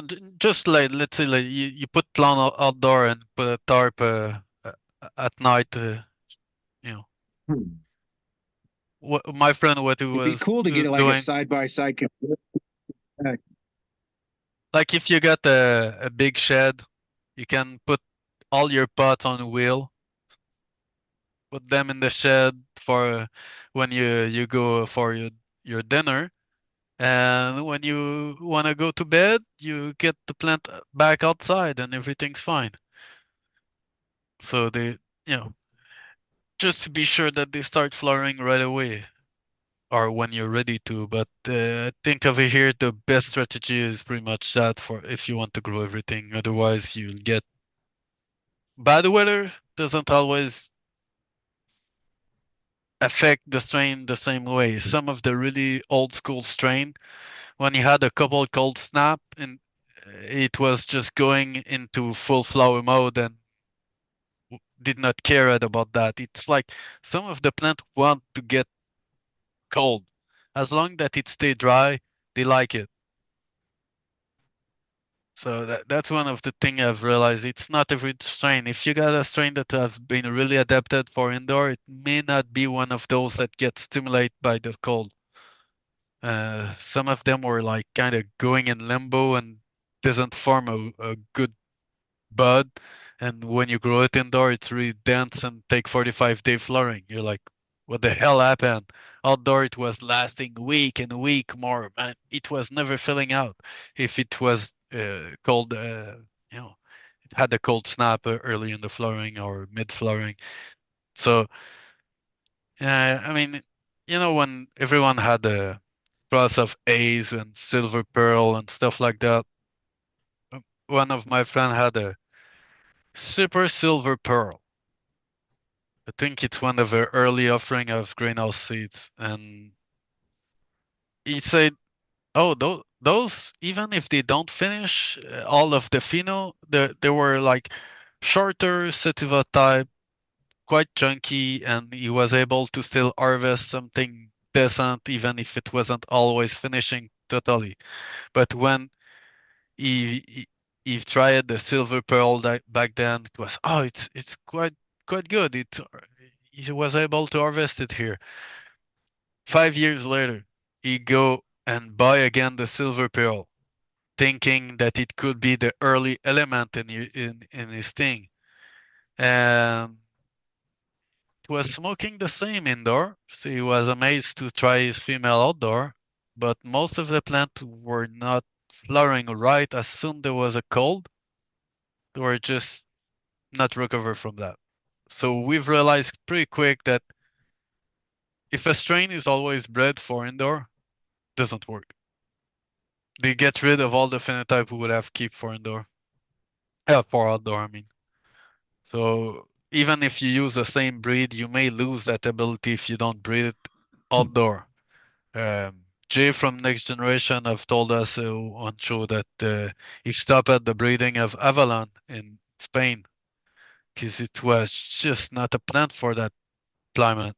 But in Argentina, it works super good.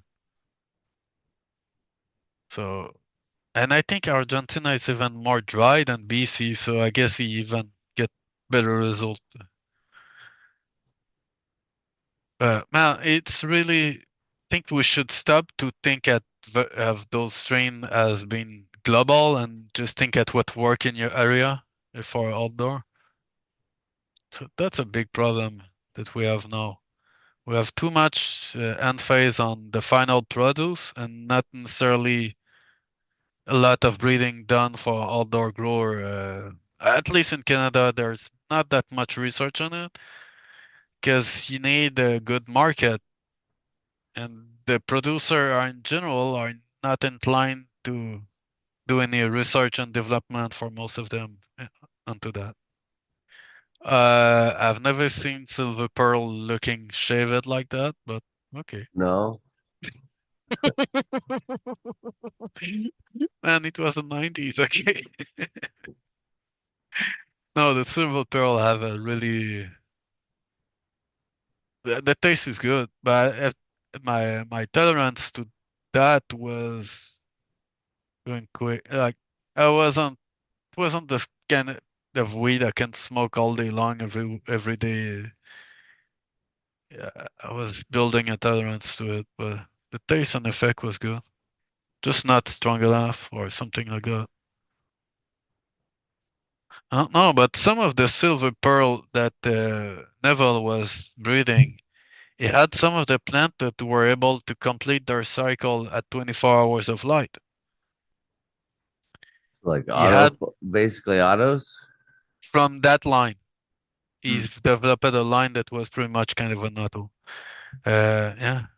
I don't know if there's anything on the market from those experiments, but that's from the breeding note or on the forum that Neville have left a couple of years before he passed away. I think it's on Mr. Nice forum. Not everything have been left from his note, but there's still a lot of archive of it if you search it. There's a lot of interesting insight about it. When you look at what Neville have done, what type of breeding on whatever, I don't say he was the most amazing breeder or whatever, but he did some influential work on different things. And one thing I find really funny is when we talk about the early autoflower, the picture that was in the magazine was something grow in the prairies of Canada. The hybrid, that's the customer in Canada that we're asking for. That's what he say in the stuff. Huh. So some of the line, I'm pretty sure that they are from of those things, but they had a couple of hybrid from it. And the lowrider was a descendant maybe from one of those things that have been crossed with Northern Light and Master Kush also. So when you look at what is in lowrider, it's not all total crap. But because you've crossed some really total crap into it, no matter how much you've crossed everything on top of it, there was a lot of work to get rid of all that crap and only the trait you want. But it doesn't mean that in the first early generation you were not having some good one. There was always, I guess, some good one popping out, but yeah. I just don't think it was the best quality to work with, but you rather have something early than have nothing. And if you ever tried one of those typical strain and realize that when the deadly frost is there, you only have small ball of cotton ball, like of 5 calyx and a lot of leaf and just branched on your plant, and it's like 12 foot tall. You're like, well, like, fuck, we're gonna smoke this year, right? So I would rather have an autoflower than having nothing but leaf to smoke. Joint But doctors, that's who fucking make yeah, joint doctor. lowrider. Yeah. Sasha, he worked for Dutch with Dutch Passion now.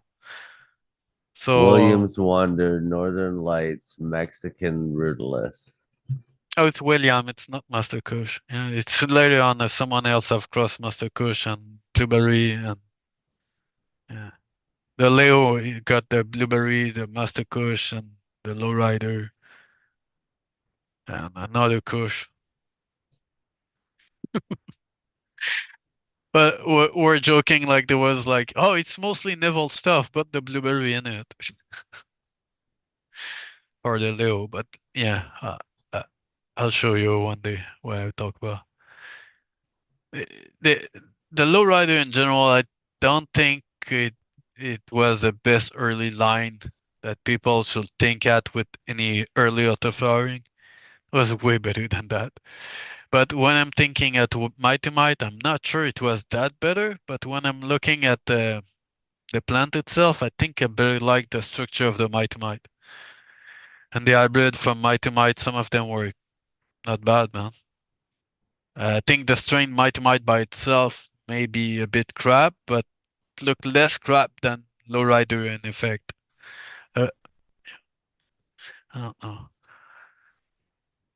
Well, the new autoflower, man, are so much different, man. Fucking shit. I've seen the other day a guy saying, "Oh, look at that, how amazing it is," and I was seeing the guy had like 3, 4 different company and 2, 3 strain of each, and he had a full greenhouse of it. He was showing different row, and he was saying some of the plant in the autoflower were more pretty bud, more the plant were really more full of bud everywhere, whatever, than some of his light dip. And like I don't remember what was the hybrid in the autoflower, but let's say it had a OG Kush, let's say, let's say supposed to be a OG Kush autoflower. Well, the OG Kush in light depth was not as chunky plant. It wasn't as charged everywhere than on the autoflower. The autoflower was still having a tiny bit different morphology on some trait, but I was thinking, dude, there's a place on the Vancouver Island. They have 200,000 plants. They grow all autoflower, all go in cart. We Yeah. may have someone that work in that field on the show. I'll talk with her about it. But she she was showing. Oh, look at that field. Well, they look like pretty tight from each other. It wasn't like in a row, if I can say. It was looking more like a full field of short plant. And most of the plant, I think they were maybe 4 foot tall. But she said that it was all going in cart. Right. So if you have the good taste and you have your biomass at the end of the year, I mean, it's great. The guy won't go in his field and stake everything because everything is too tall when you have full season plant or start to put some netting. No, those plants were just so, and I don't even know if he was just uh, like putting some fertilizer on his field before he plant or whatever. I don't know exactly how they do for that part. That would be interesting. But they were saying sometimes they were putting some clone in the field later on to have shorter plant. And some she was saying that there was no difference on some of the plant from seeds or from clone if they were planted pretty much similar time. So I'm thinking if you have a autoflower that is not a dwarf, we may go into a better production, right?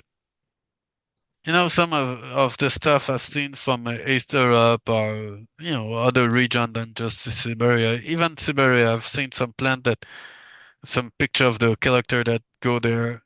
They say sometimes they go 6, 8 feet tall. They have a really different way to grow, if I can say. As soon they reach a certain size or a certain age, they will start to pre-flower but stack a lot of leaf. So some of those may be kind of leafy flower, but there was some pretty tall plant in some of those breed. It's not all those really short stuff that are to flower.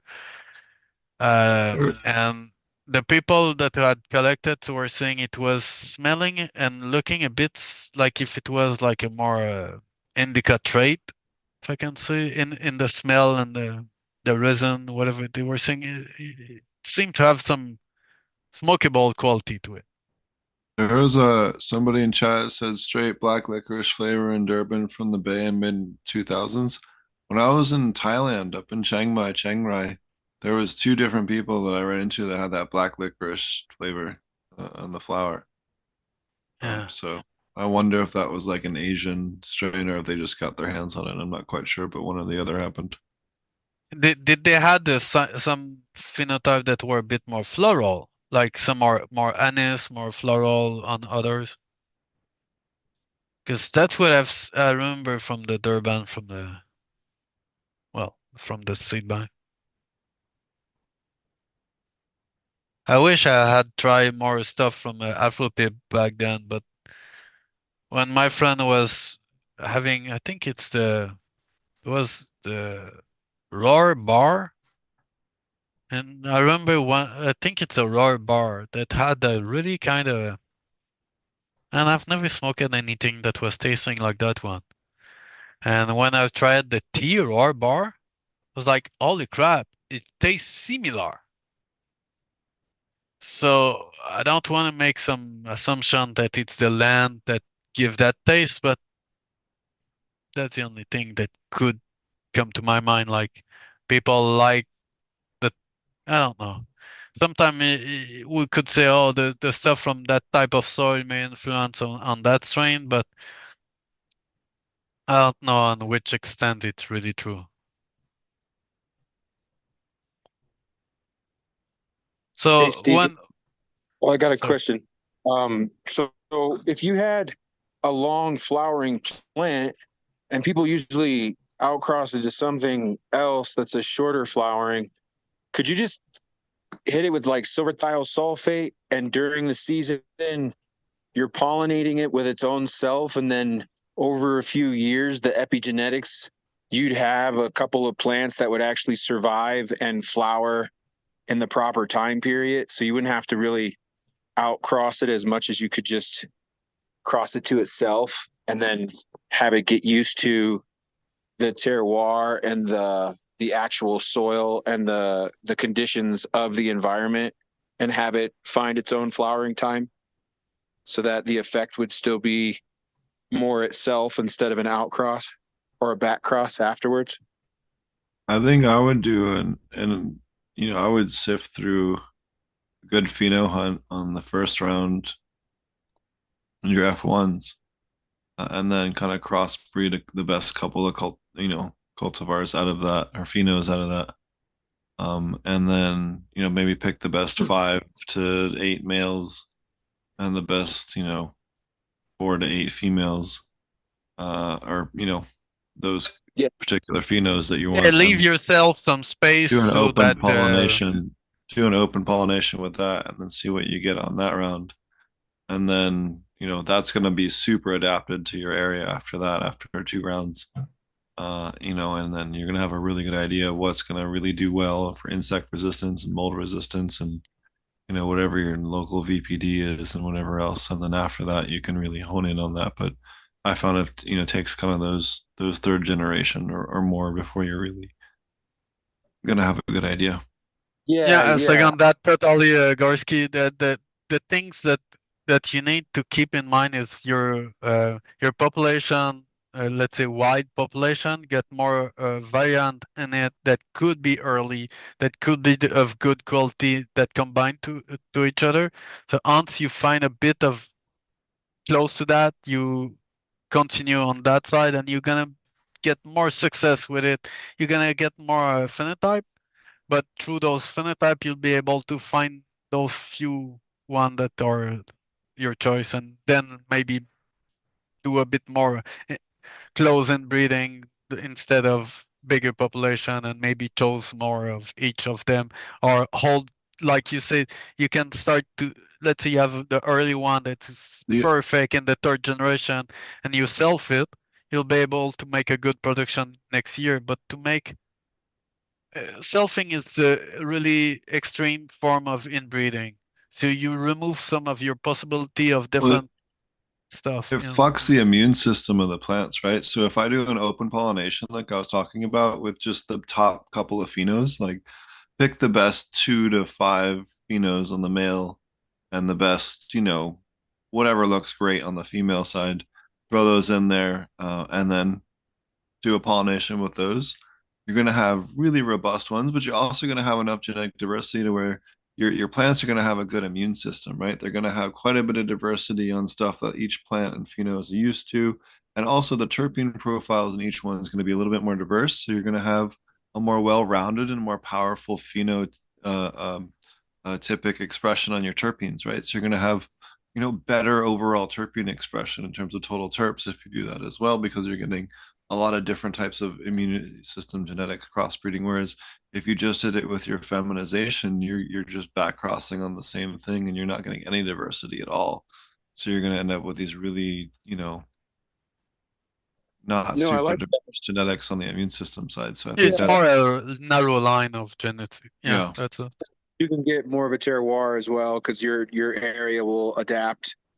Yeah, well, it'll adapt to your area, and it'll bring its own soil profile to the table, And then if you have a few more plants to choose from, I just hear a lot of people that talk about killer cuts that fucking have an amazing high, but they don't ever want to grow it because it's too long in flower. And I'm just like, well, after 3 or 4 years of growing it in your particular area, you're going to have a few that survive. If you're making seeds, it's going to be healthy, and you can let that fucker sit out in the snow.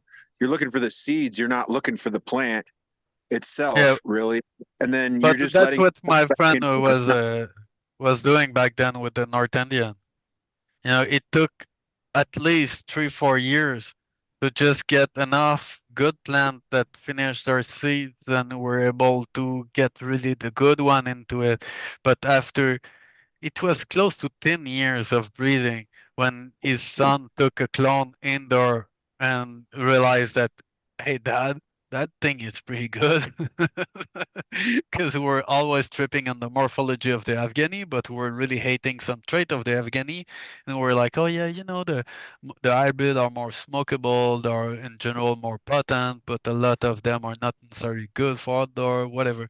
And his dad was always telling us, start by a breed that work where you are. But to know it, you need to grow it a couple generation because it's all fucked up. It doesn't know where it is. So Yeah. the plant will kind of adapt through a small population to your area. But if you only pick your favorite one to smoke from those that mature enough their seeds, even if they've not finished completely, because that's what is that I've realized that even if he had something that was kind of finishing outdoor, if you grow it indoor, the bud are way more full. If you alight them outdoor, the same thing, the bud were a lot more full. That's what his son did the year after, because he was like, hey dad, we can still take those clone and light them those things, just put them in the shed at night, after dinner time, let's say. And when they were sowing the seeds, you were not having all plants that are super good. He was sowing a patch, I can say. Like, Yeah. so that's why it's really a different mentality also when you adapt a strain like that. You may grow your plant a bit more close to each other because you're gonna get rid of 2/3 of them by the end. Anyway, a third of your plant are too small, doesn't make up, whatever. Another third at least are male from what's left, and then you're from I don't one call third of what you've planted at the end. I don't cull anything, and then if it's too small and I don't even want to fuck with it, I'll just let it die off on the vine, and then the seeds will fall back into the ground, and it'll come back Oh, next year to but I volunteer. would not select those to replant. That's the thing. If your plant looks small and shitty, they But who won't knows? bring anything good in your breed. But what if it's a double recessive trait or a triple recessive trait? You never know If your until it grows. population is really small, I would consider that. Who got a You small? know, And I'm talking about like thousands of seeds and just yeah, but you barely. don't need to select those with thousand, because Well, just think at let's say the breeding of skunk. It did more upon pollination on 10 generation, but when he really went before he started to sell all those skunk seeds in the early 80s, he's grown 20,000 plant and selected, if I remember, 10 10 male or 20 female, whatever, like 10 or 20 of each sex, and did all the intercross and see what worked the best and what is clonable. That's what he was talking about on the last Ash Church. So you can go back on that one. There's a small insert of it on it, and what he was talking of is what he wanted to have. Seeds that are repeatable. And when you only focus on one phenotype, you may go to that result pretty quick, but you're gonna get into inbreeding depression pretty quick also. So if sure. you want to adapt a plant, it's different. It's not about backcrossing on your clone or things like that. You need that variation of the population. That's Yeah. Yeah. start Because with. I'm like, well, I'm talking about like making my own line by Yeah. putting different plants outside that I like.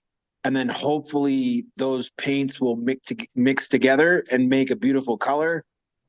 And if anything, I'm having a plant that's adapting to my land and my environment. So from fat to skinny, tall to small, it's all going to get put outside again because some of the Would seeds are go already with the plant. finishing time, the health of the plant overall, and the quality that you expect from it. Oh, I So just everything that doesn't meet those standards should not be planted from next year.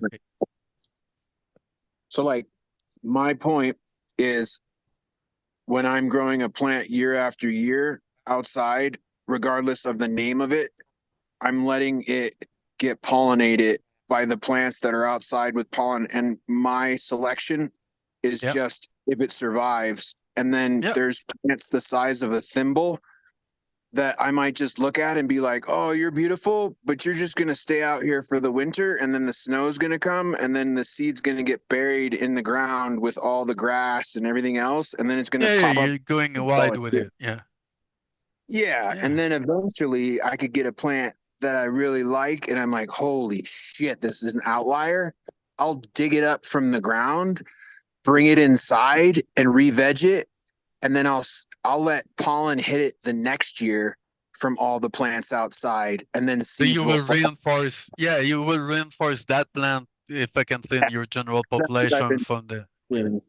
And then Yeah, when no, I no, that's a good strategy too. But it just that what I was thinking as was just even eliminate the crap instead of, because if what you do is good, to keep the good stuff in it, you will double on the good one for next year.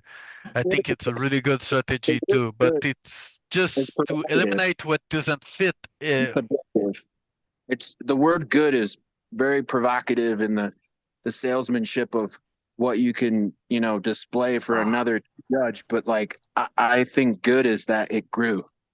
So like Yeah. and then when I have the plant and if it's in a pot outside and it has seeds that are ripe, I'll put the seeds from that plant in the pot and then bring it inside and see if it'll re-veg with that plant beneath it. So then you do in 8 years, you can do 15 generations almost. So like you can do indoor and outdoor breeding. We hold these truths so to be that it has self-evident. Nope. All Sorry. men and women created by go. You know the thing. Sorry. I actually hit my sound bar there. But you know the thing. I like it. Yeah, so like, but it's one of those things where I really have taken myself a few steps back into considering what's good. Because I just feel like if it can go through this particular type of torch and have with no IPM and very minimal fertilizers and all that for the last 5 years, I'm kind of getting an itch to maybe do, Sensi next year, but we'll see. But I just don't feel like a lot of people can reduce the culling process because they're always out there with their eyes like, oh, this is a great one. Oh, this is the best one. Oh, and it's just like, well, what about its recessive traits and its alleles that you didn't give a chance because it's industry driven selection? No, I So agree because a lot of people focus on the final product when they judge and breeding. So what you're going is more into what I would say. It's not the old school way to do it because you're using all type of genetic in your things, but I don't know. It's more outdoor green, like adapting your stuff more farmer style back then when they were replanting the best corn for next year. But there's since you have a lot of good genetic into it, some of them may have similar ancestry, some not don't. I remember telling you before that some of the phenotype in it are the really inbred line that you've got in your population. Now they will take over. You don't know exactly when and which one, or it will take over. So your early generation, you pick what grew the best, but you may want to, go back in your old seed sometime and be like, hey, wait a minute, that phenotype now that I have from that strain back then I've included in my whole mix. Now it doesn't appear as often. Oh, I think I'll plant that next year and use the male of that genetic on the other stuff, right? And just cut all the male of the other stuff and let that year, let's say, being redominant by that shit and get a batch aside from it. I don't know if you get what I mean. Yeah, I have the males that from my old population, like my Durban Big Sur crosses and the Jägermeister that I had. And every once in a while, I'll see that male, and because I grow perpetually, so I'll have plants during the off season indoor that I know are male or female, and they're already flowering by the time the season starts outdoor. So, as the season's progressing and that male's almost done senescing, I can bring it to the plants that just started to flower and give it a little shaky shake to give it kind of a folding in of the stuff I really liked with those traits. Or I can hold back females that are in pots until I find a male outdoors that I really like and carefully walk it over to that male that's growing from the ground to give it a shaky on that female and then throw it into the open population to where when the pistils are growing back out again, it's getting some of that open pollination pollen as well. So then when I'm growing that selection, I know that it's not most definitely just one male, it's several. So it's But getting those epigenetics from the contiguous grow.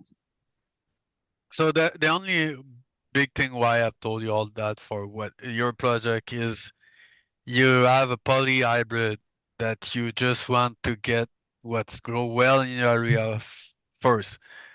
So that's a different strategy than if you had a pure line bred landrace like we've talked earlier.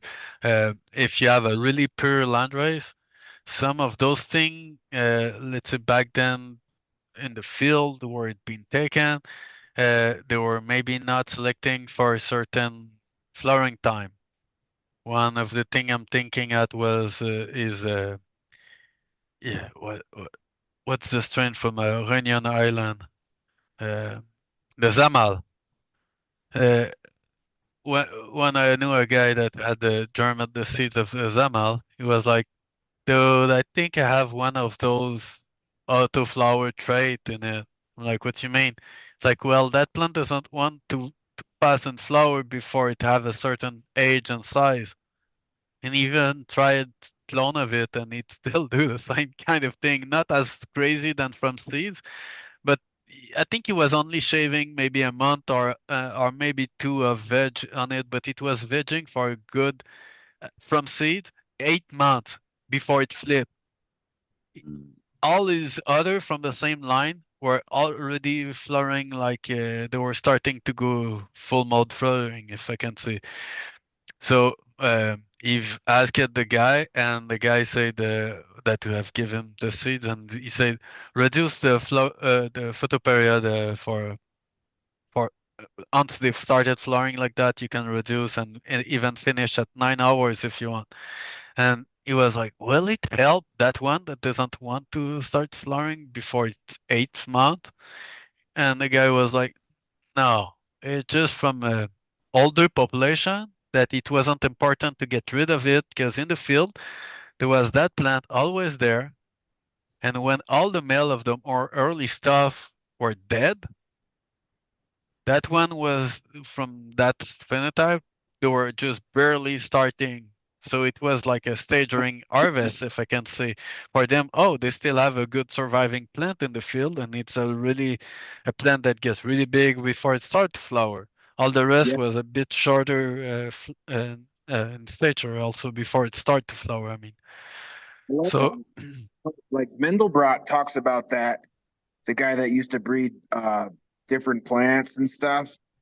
But it's really interesting to see the field because people talk about culling their early males and controlling it, which I understand yeah, they want it a certain way, but I like seeing it where like there's early flowering females, and then all of a sudden the early flowering males are catching up, or like, the males Yeah. grow a little bit smaller in the beginning, and then you think everything's done and everything's pollinated and everything's seeded, and then you start going into some of the plants and you're like, holy shit, you're not even fucking flowering yet. Like, I don't even. It was just yeah. It's pretty neat. So Yeah.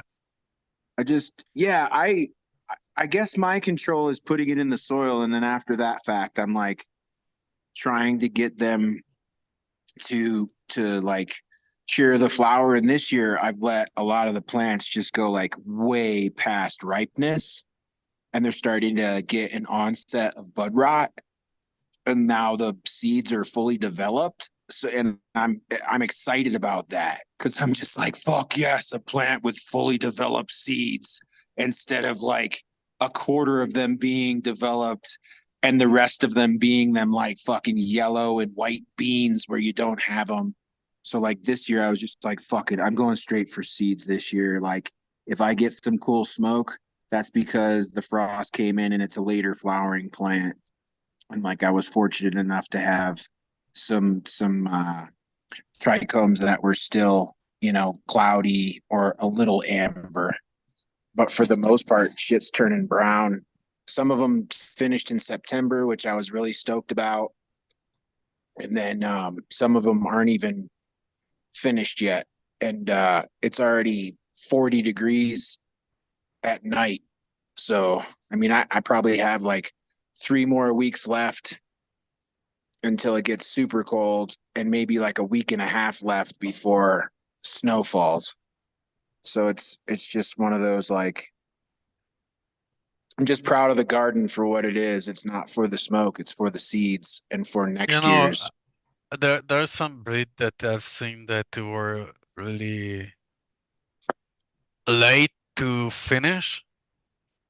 They were pre-flowering at the right time, but they were just like, let's say, 75 days strain, if you want to really finish it.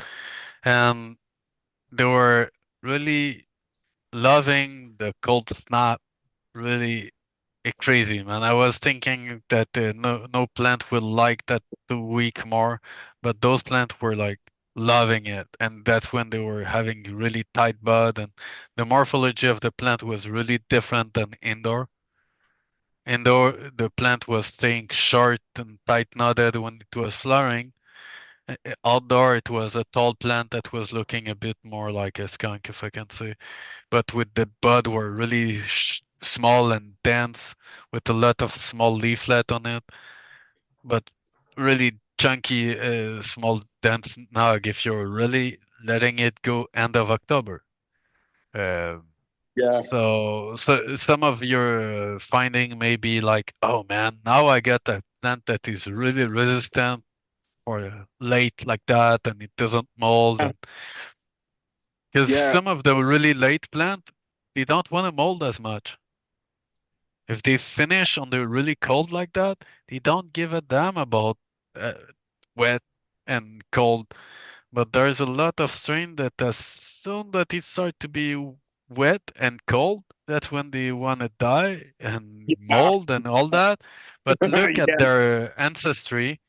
Most of them have a lot of Afghani genetic in it, Afghanistan origin, and really, it's more about look at where your seeds are from in the breeding, early breeding of it, and what it been adapted for, and that will help you to not lose your time for a lot of those things. For outdoor, at least, it's a different world.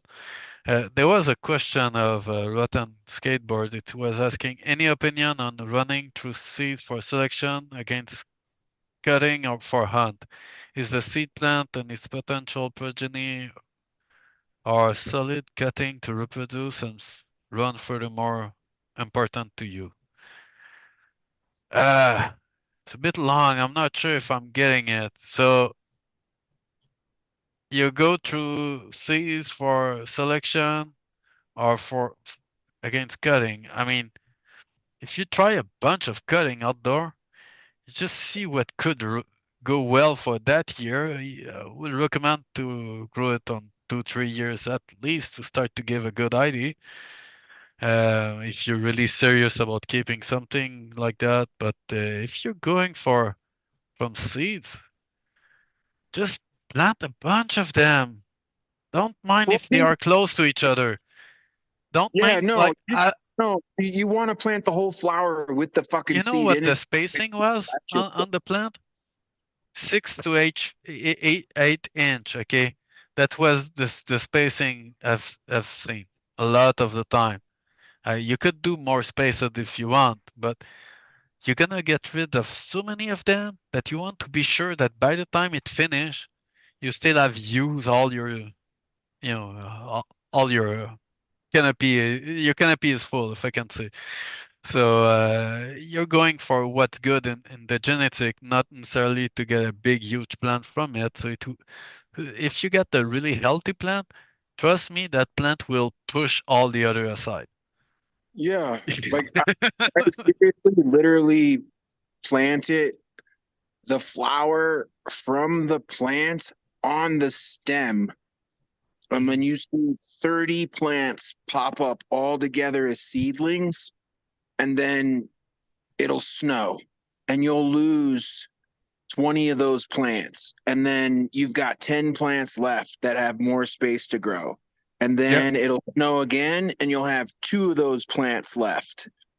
And then they'll have a shit ton of space to grow because the plant in its natural habitat is probably 30 seeds per bud. So you're planting 1,000 plants in March, but then it snows a couple of times and you're down to maybe 500 plants. And then it snows again and there's another frost and you're down to like 100 plants. And all that nutrition that was mined from the soil is getting put back into the soil. And then your chickens start running around and they're high nitrogen shit and they start eating some of the plants. And then they're shitting the plants back into the soil. And then you're down to like maybe 30 plants. So like you didn't have to do any culling or pulling. Yeah, Nature nature do a lot of it. Yeah.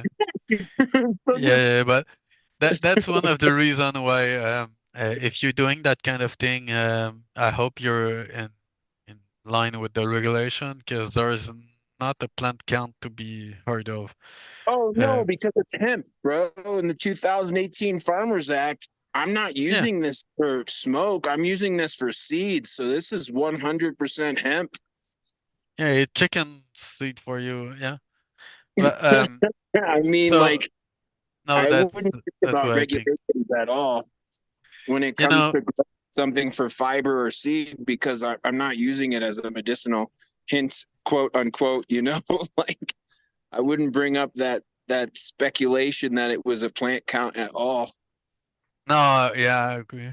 Oh, Rotem say, okay, now when is production if everyone always making more seeds? Well, there's a thing about that is, let's say you got your breed that it's been 3 years, your landrace when we're talking about landrace. Let's say you got a landrace that you've been able to grow 3 years in a row.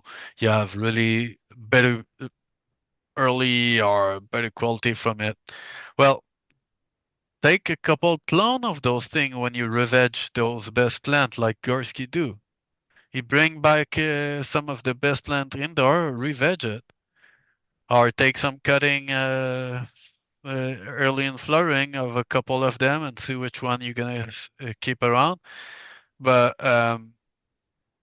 or maybe take that, make a back cross with your best male next year. Yeah, so it's from the last next generation, but you take that female again and then use those seeds for your seedless. Just call all the male from that batch that you're gonna turn from that because you're gonna kind of double on your best plant.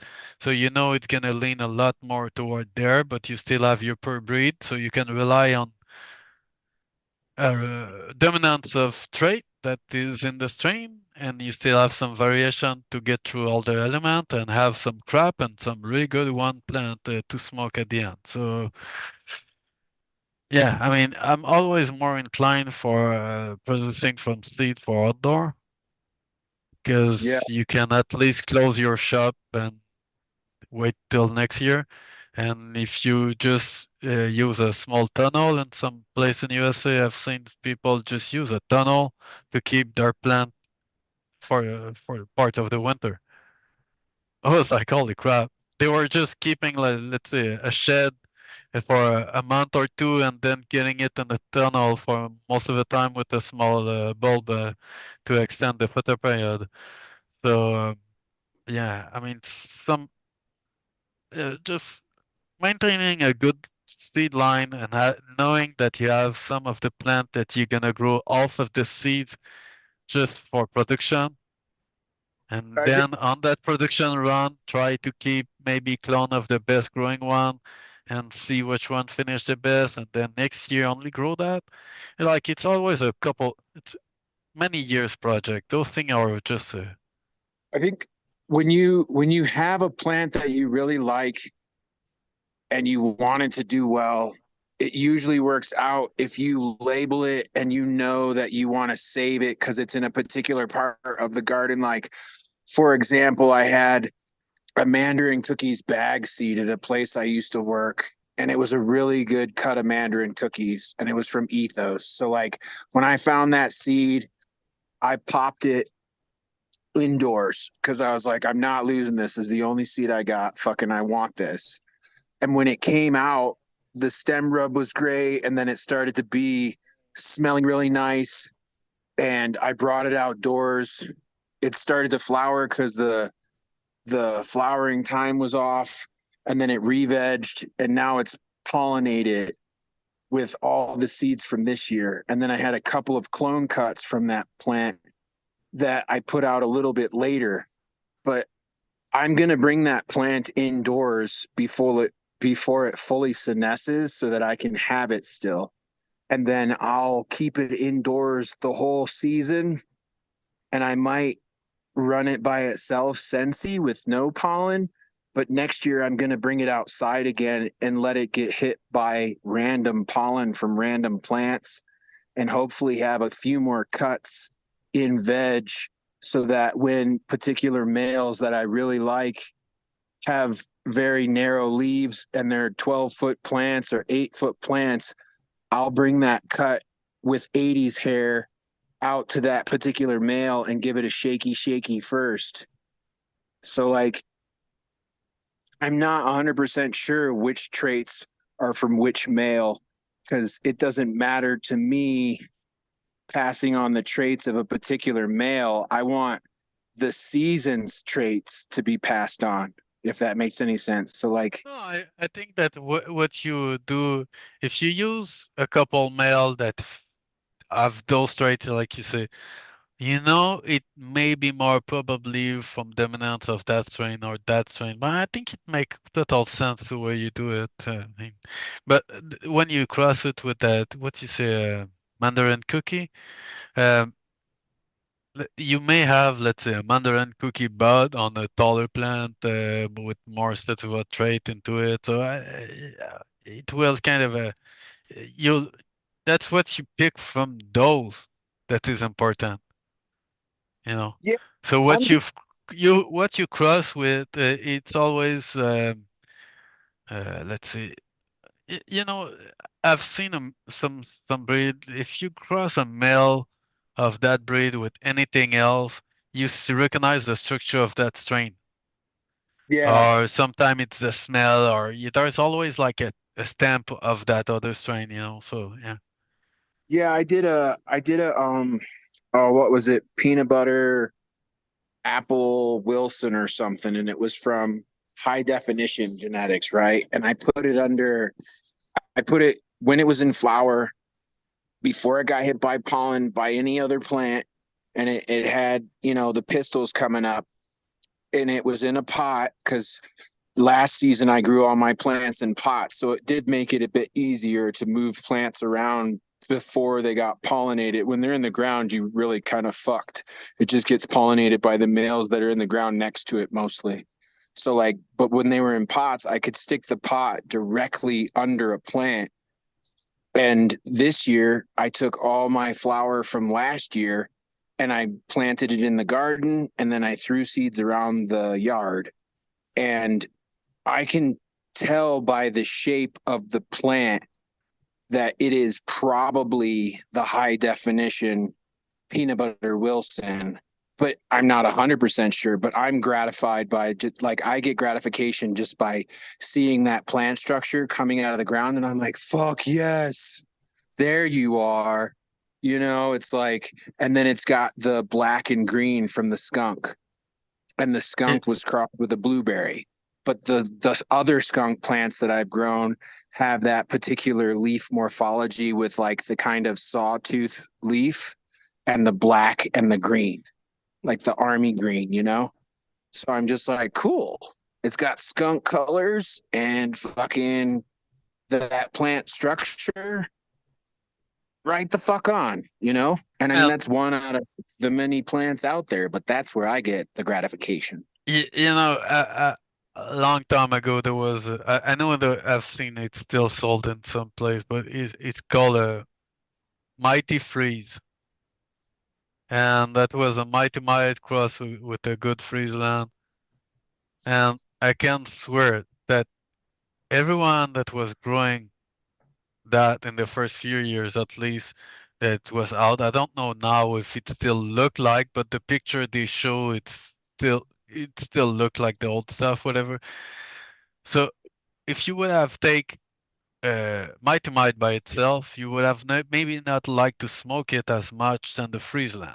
To be honest with you, Friesland wasn't that bad to smoke, but and had a better high. But the Mighty Might was starting to flower a lot earlier and finishing earlier. It was more sensible for the photoperiod and more of a short plant, a bit more stocky also. The Friesland, it's more tall and I don't know how to explain it, but it's more of a it may look a bit more like some Pakistani plant. It's not like a super huge chunky flower all the time. There's some pheno that are a bit more chunky, but it's a bit more taller. When it starts to flower, it's more stretch out than bush, you know. So when you when they've crossed those two together, the things that I remember back then that was that if you were planting a bunch of seeds, you were having different trait of the Friesland or the Might going on each other. But there was that kind of a ashish smell with the Friesland kind of piney, and I don't know, it smelled like a walk in the wood from the coniferous forest, you know, and kind of moss, and there was some sugary into it. You know, when you go in a patch of Christmas tree, it smells sugary. It was smelling a bit like that too, but it had a Yeah. really intense ashish smell into it that was probably from the Mighty Might. And when the clone that have been passed around and stuff was, I think, early September instead of end of September, like the Friesland. So it was a bit midway in between the Mighty Might that was more early than that, and a tiny bit earlier. So I was just thinking the guy had the luck to get a really potent uh, cross. Okay, because most of the plants were more potent than the Mighty Might itself. So he knew that he had at least something good from it. Because when you think, oh, the genes start are really melting together, yeah, maybe, but is your first goal is there? You want to get something good to smoke, right? Yeah, so for the breed that I'm talking of, the guy was like, dude, I've got it. It's earlier. It tastes good. The effect is not bad, and everything was like he strike gold for him. And when I was suggesting that strain to some people, they were like, "Do you think like they can? I need a lot of seeds to find back that kind of thing, whatever." And I was like, "Well, if it's from what I think of, you probably got a lot of luck to find good plant in it, but you may want to start with 100 seeds of it or 50 seeds, Yeah.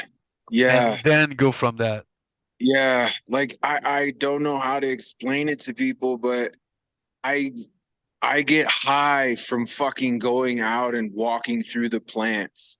I get high from touching the plants and like seeing my chickens, and then my chickens are having little baby chicks, and they're running through the cannabis, and then the moms and the hens are doing like earth baths. So they're scratching up the soil and they're doing their dirt baths, and the little chicks are running through the cannabis, and I've got bindweed growing throughout my whole fucking garden, and people are like, I hate bindweed, and I'm like, dude, it grows this tall, the baby chicks are this tall, and they have a whole yard that they can run through comfortably, and no hawks can see them because they're in the bindweed, and that has flowers for the bees, and then the lavender has the bees, and then like that's my high. And then when I have the seeds producing for the last 5 years, I don't have any Sensi to smoke. So it's like all amber by the time my seeds are ready, unless I pull it early. And then, like, as I have my plant and I'm crushing it in the trim bin, after like 6 months of curing in a brown paper bag in a bin, it's basically lost all its terpenes and it's almost like smoking a fucking cigarette, but I still get high. Like I Oh, I still get guess I guess you still have all the THC even if you don't have like all the terpene. But man, I've smoked some really nice stuff that have been kept in a like a cardboard box for like 6 months before it get jar. It Yeah. the goal was just to keep the seeds from those plants like you do, and like, oh, it's next summer. Hey, I still have a box of it. So let's put it in a jar and we'll deseed it.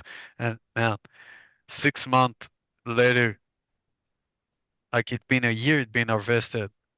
Yeah. We opened the jar. We're like, this smell not bad. We crushed a flower. The smell was all there.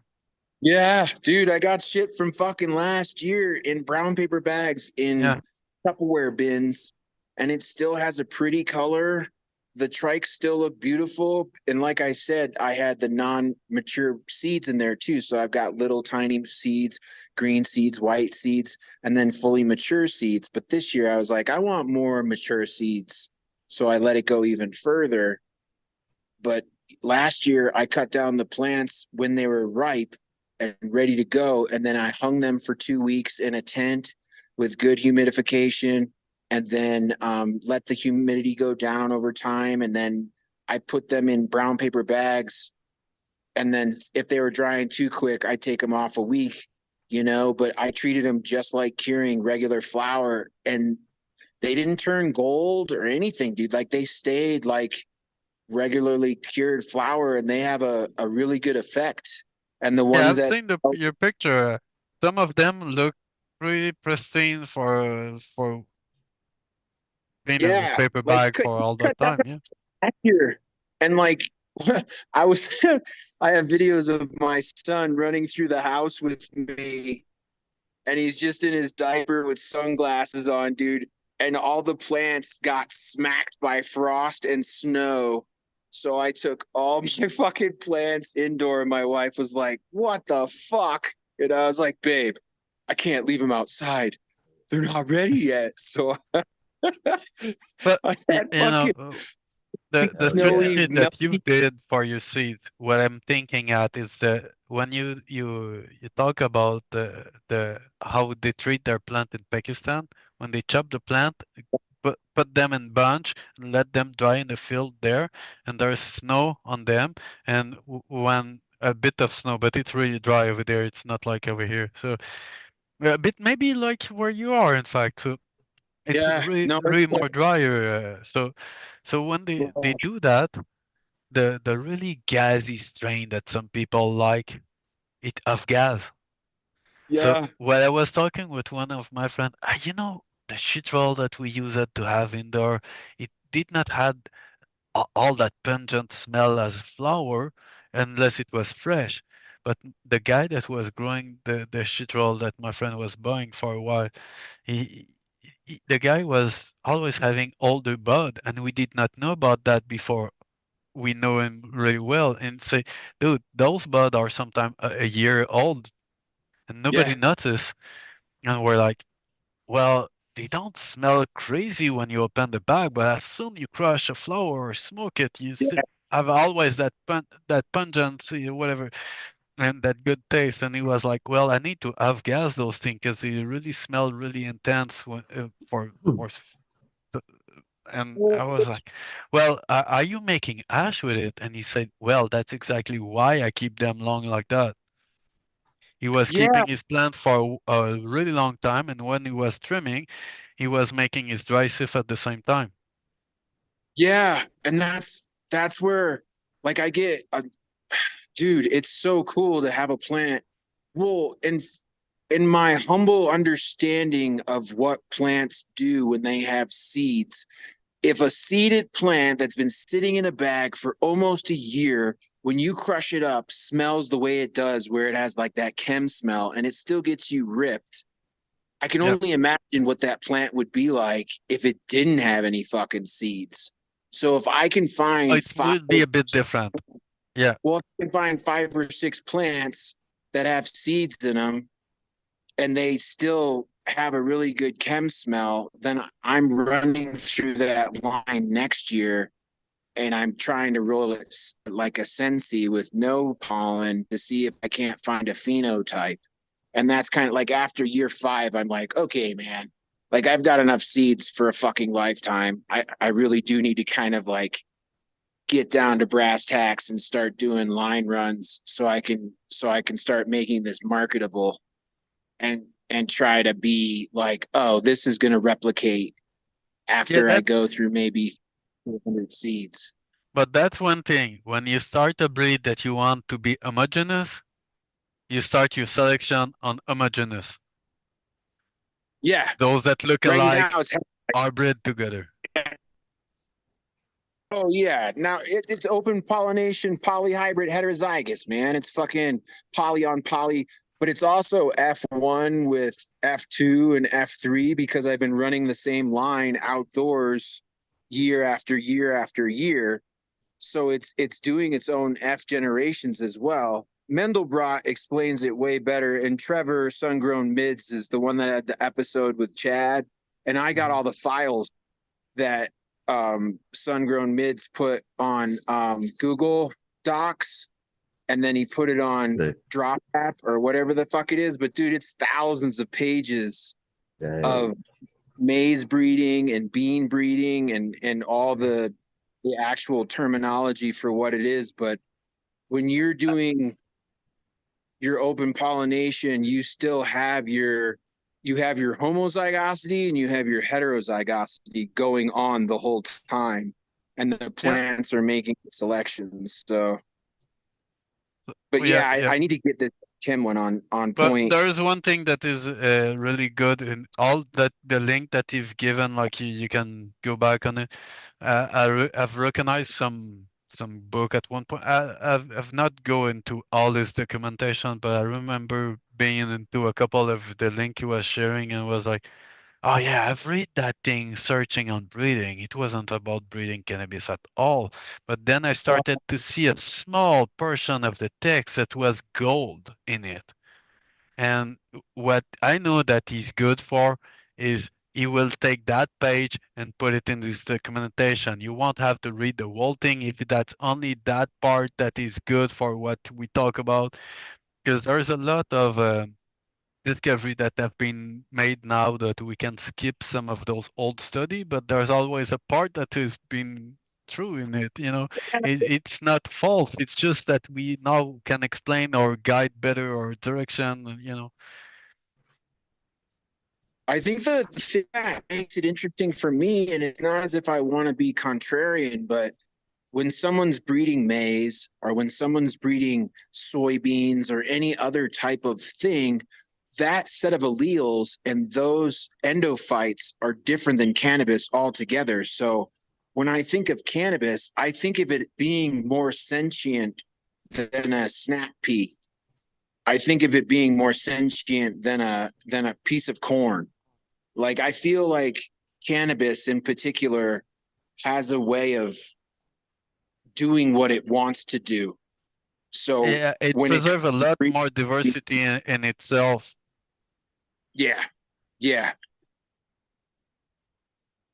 that one thing I've really enjoyed with like when we talk about landrace, for me it was the diversity I was able to find in it in the same stuff. You think it's one breed, but then you realize that in that breed there's this and that and that and that and that, and there's different good stuff into it. But what your first few generation that you're finding, oh, it's perfect, whatever. Well, it contains all that. Which one of them together make your parent? Whatever you chose, you will always get a piece of that pie to try to replicate your parent. So unless you already know what those are containing to get the majority of trait you want and the combination that will be there, now there's testing for that. You can get genetic marker, right? You can pay for, let's say, a set of 10 genetic marker and get 10 sample, whatever, and through the years, and you grow a bunch of seeds and you sample everything. And by the time your result came, you call all the things you don't need before even the flower because you Right. already can identify that now. So that Yeah. if you got money in a lab, there's a lot of things that can be achieved now that is incredible.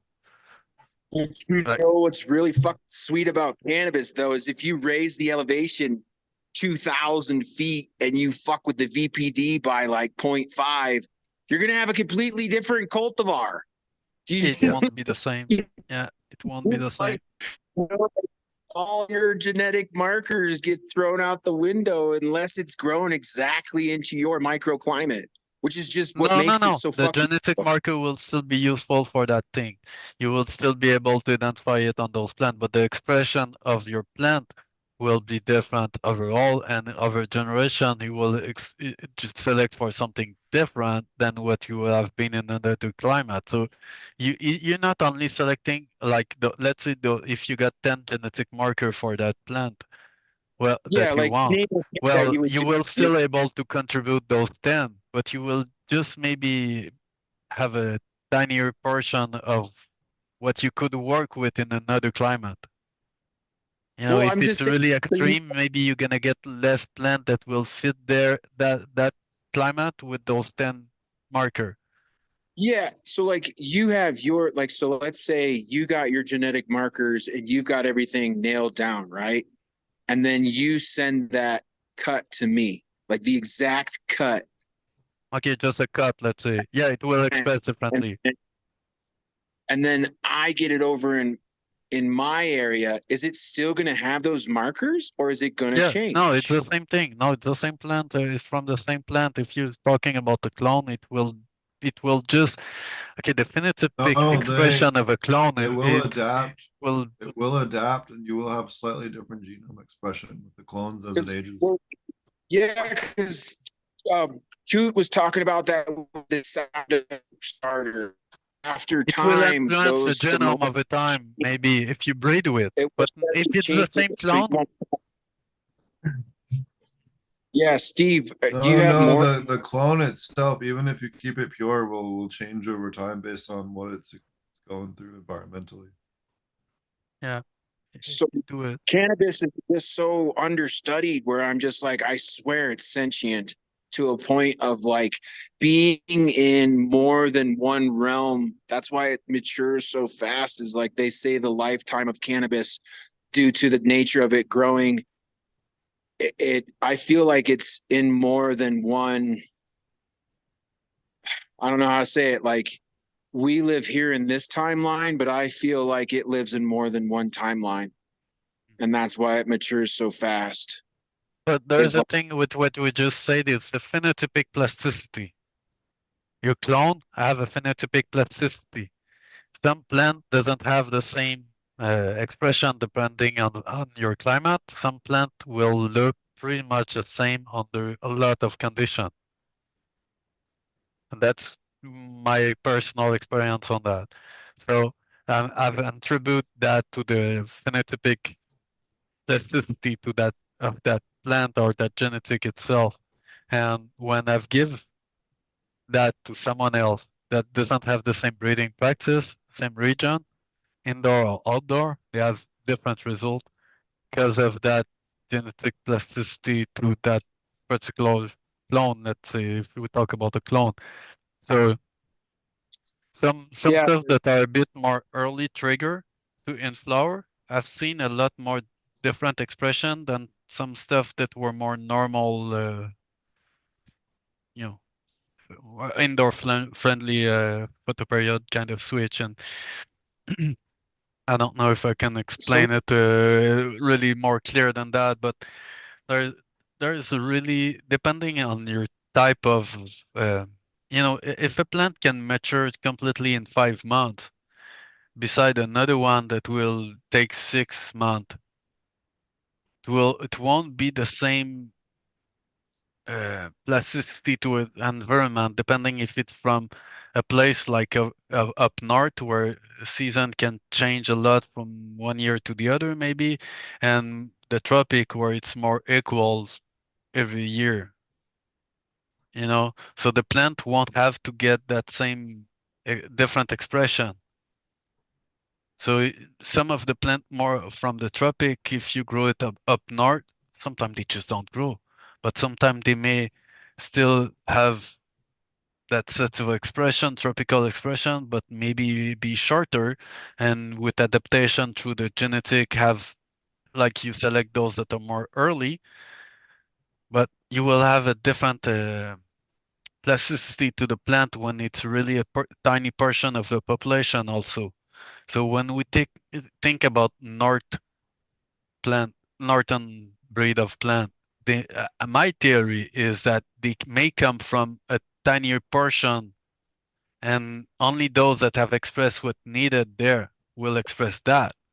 But they still throw a panoply of variable on those traits.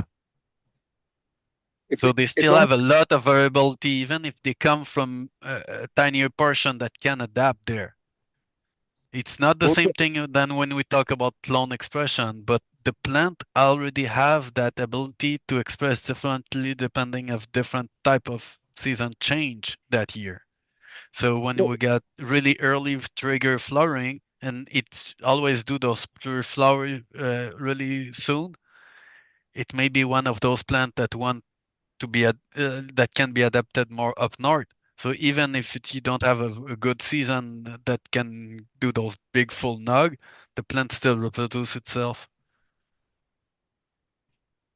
yeah, I think it's almost like the endophytes speak the language of your soil in your area, and when you move it to a different region, it's like bringing a person that speaks English to France, and Yeah. like they have to live and immerse themselves in France for a while to learn French, and then once they do, they start to find the fucking awesome greasy spoon restaurant and the women and the clubs and the drugs, but it takes a few years before you fucking have fun as an American in France. So like once you have a plant that comes from high elevation and you bring it to low elevation, it has to like learn how to soothe the soil with its roots, and it doesn't have the opportunity to speak to many things. And then over time, it has the adaptability to actually like fit in and understand more with the like what frequencies it has to resonate to get the pests uh, like to be hit up by assassins and other bugs that come in. It doesn't know how to like call its frequency to get help, to call in ladybugs, to call in lacewings, to call in bats, to call in dragonflies. Like it's fucked. It's kind of Yeah. in the land lost until you I, give it a few seasons. I remember going in the wood as a teenager and having, I don't remember what's the name of that bug, but it's supposed to be a bug that could eat the plant, but they were not eating the plant at all. And I remember going there, and as soon as I go close, they all jump from the plant all over. I was like, holy crap, they were really covering the plant. But the plant wasn't ate at all by it. And there was always a couple plant getting ate by the bugs or really never getting through it. And we've realized some of them had its particular smell and texture to the leaf, or there was something into it. So when you start with something really diverse, like what you got in your backyard, you may see like all the plants that have a certain smell doesn't have any problem with bugs. Sometimes the bugs just stand on there, like chilling there, and they don't even think at eating that plant, and they go to munch on the other plant. Um, like the roly poly, I was laughing the other day. I was realizing that they were all eating seedling of the same veggies that I had, and then as soon that the sun come down, I take a flashlight and I've look over the pots and oh, I found all the roly poly that we're going to eat at night, you know. But they were all going on certain stuff, everything that tastes good for them, right? Yeah, The We're soil is the same thing, man. I think the soil, type of soil will make your plant more, I don't know, yeah. There's certain resistant types of to some soil. bugs, maybe. I don't know, like what live in that soil also. It's not just the plant, but what live in that soil.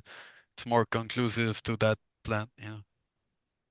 When you don't have an IPM regimen and you don't have like for me, I don't pull any quote unquote weeds. I just let everything in that area grow because this is land that's been basically uncultivated for 20 something years and everything around it is growing because it is. So I'm not trying to disrupt it. I'm just trying to like pull out enough to make an area where I want to grow my plants. But the pests, the roly polies, the grasshoppers, the lacewings, they've all had a communication over time. So I try to be polite when I put my plants in there. And then the bindweed this year had so much fucking powdery mildew. It was insane. But it was growing on my cannabis, and my cannabis had none of it. The grasshoppers would take big chunks out of the first set of leaves or top some of the plants, but they wouldn't devour it. And then later on in the season, I had aphids. I didn't spray it all. I didn't even knock them off the plant. I just figured if that plant needed to die, it's going to die.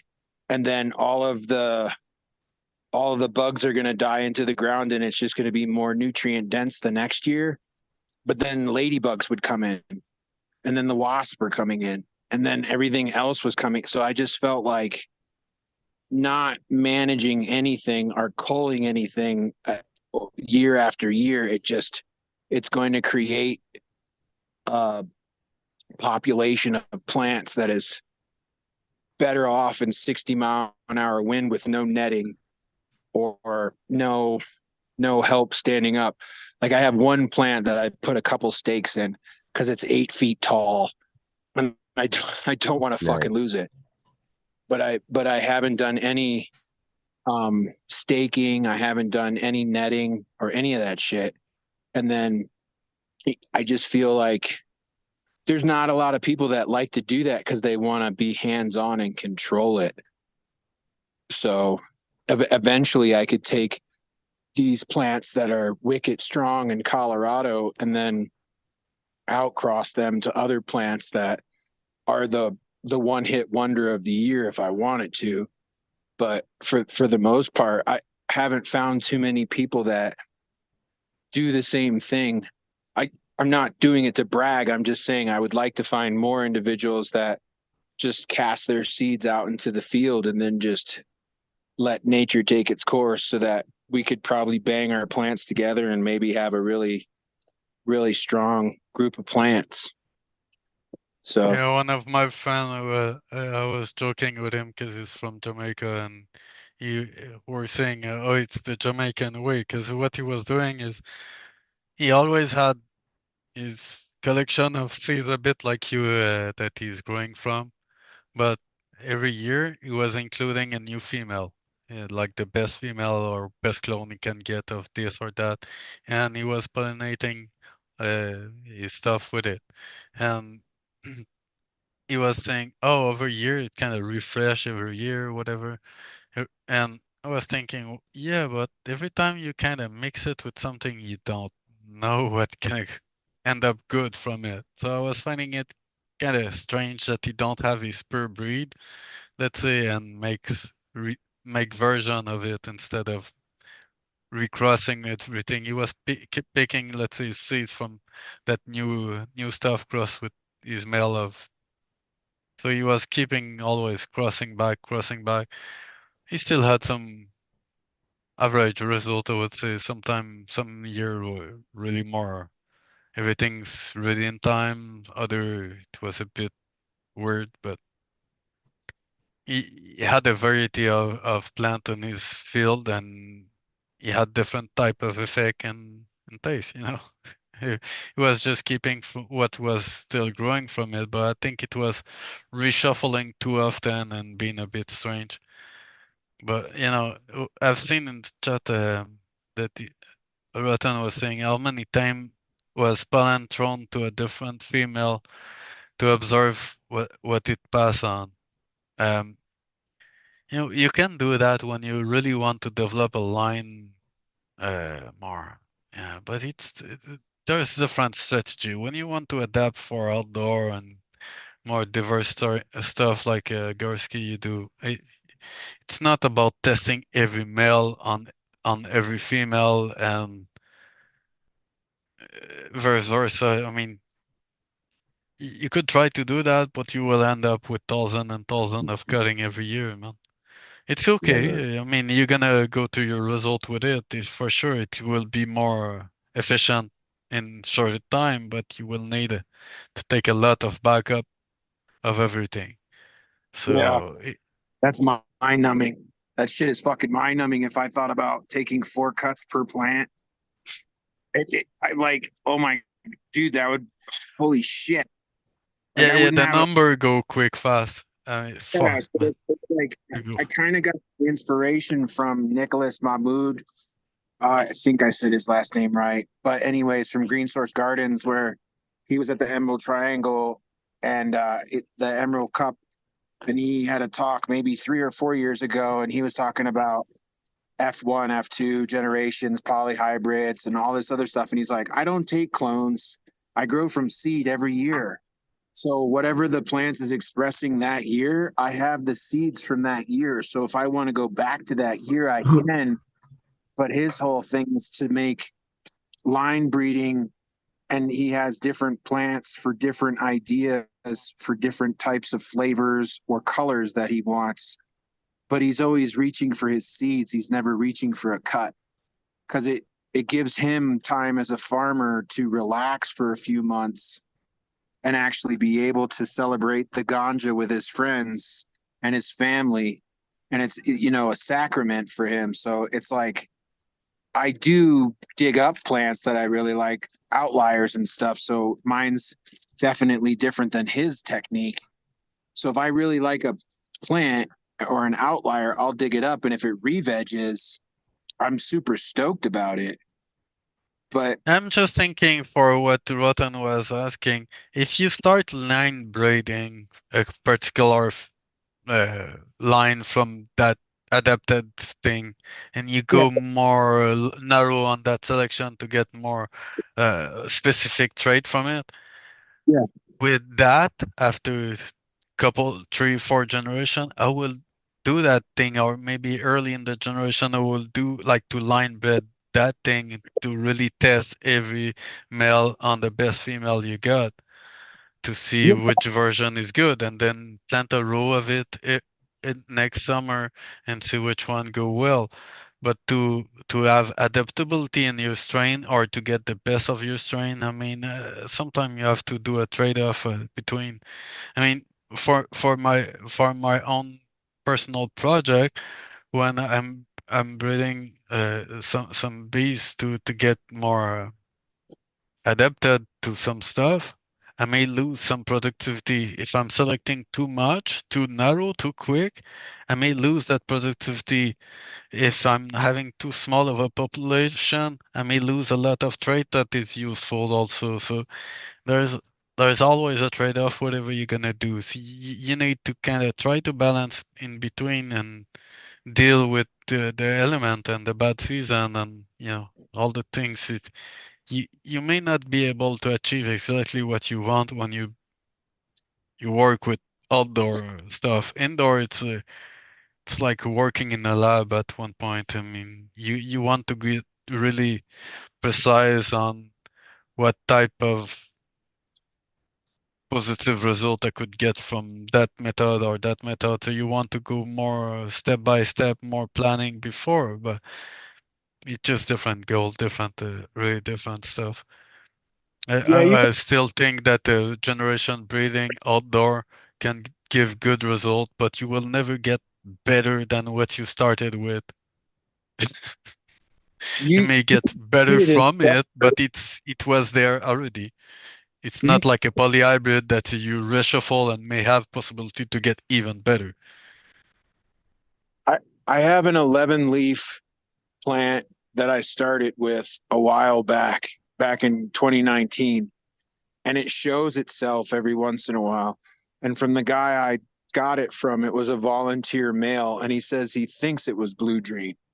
He doesn't know, but that's what I started with my male. And then last season, I had one volunteer male pop up out of all the other plants, and I was like, "Holy shit!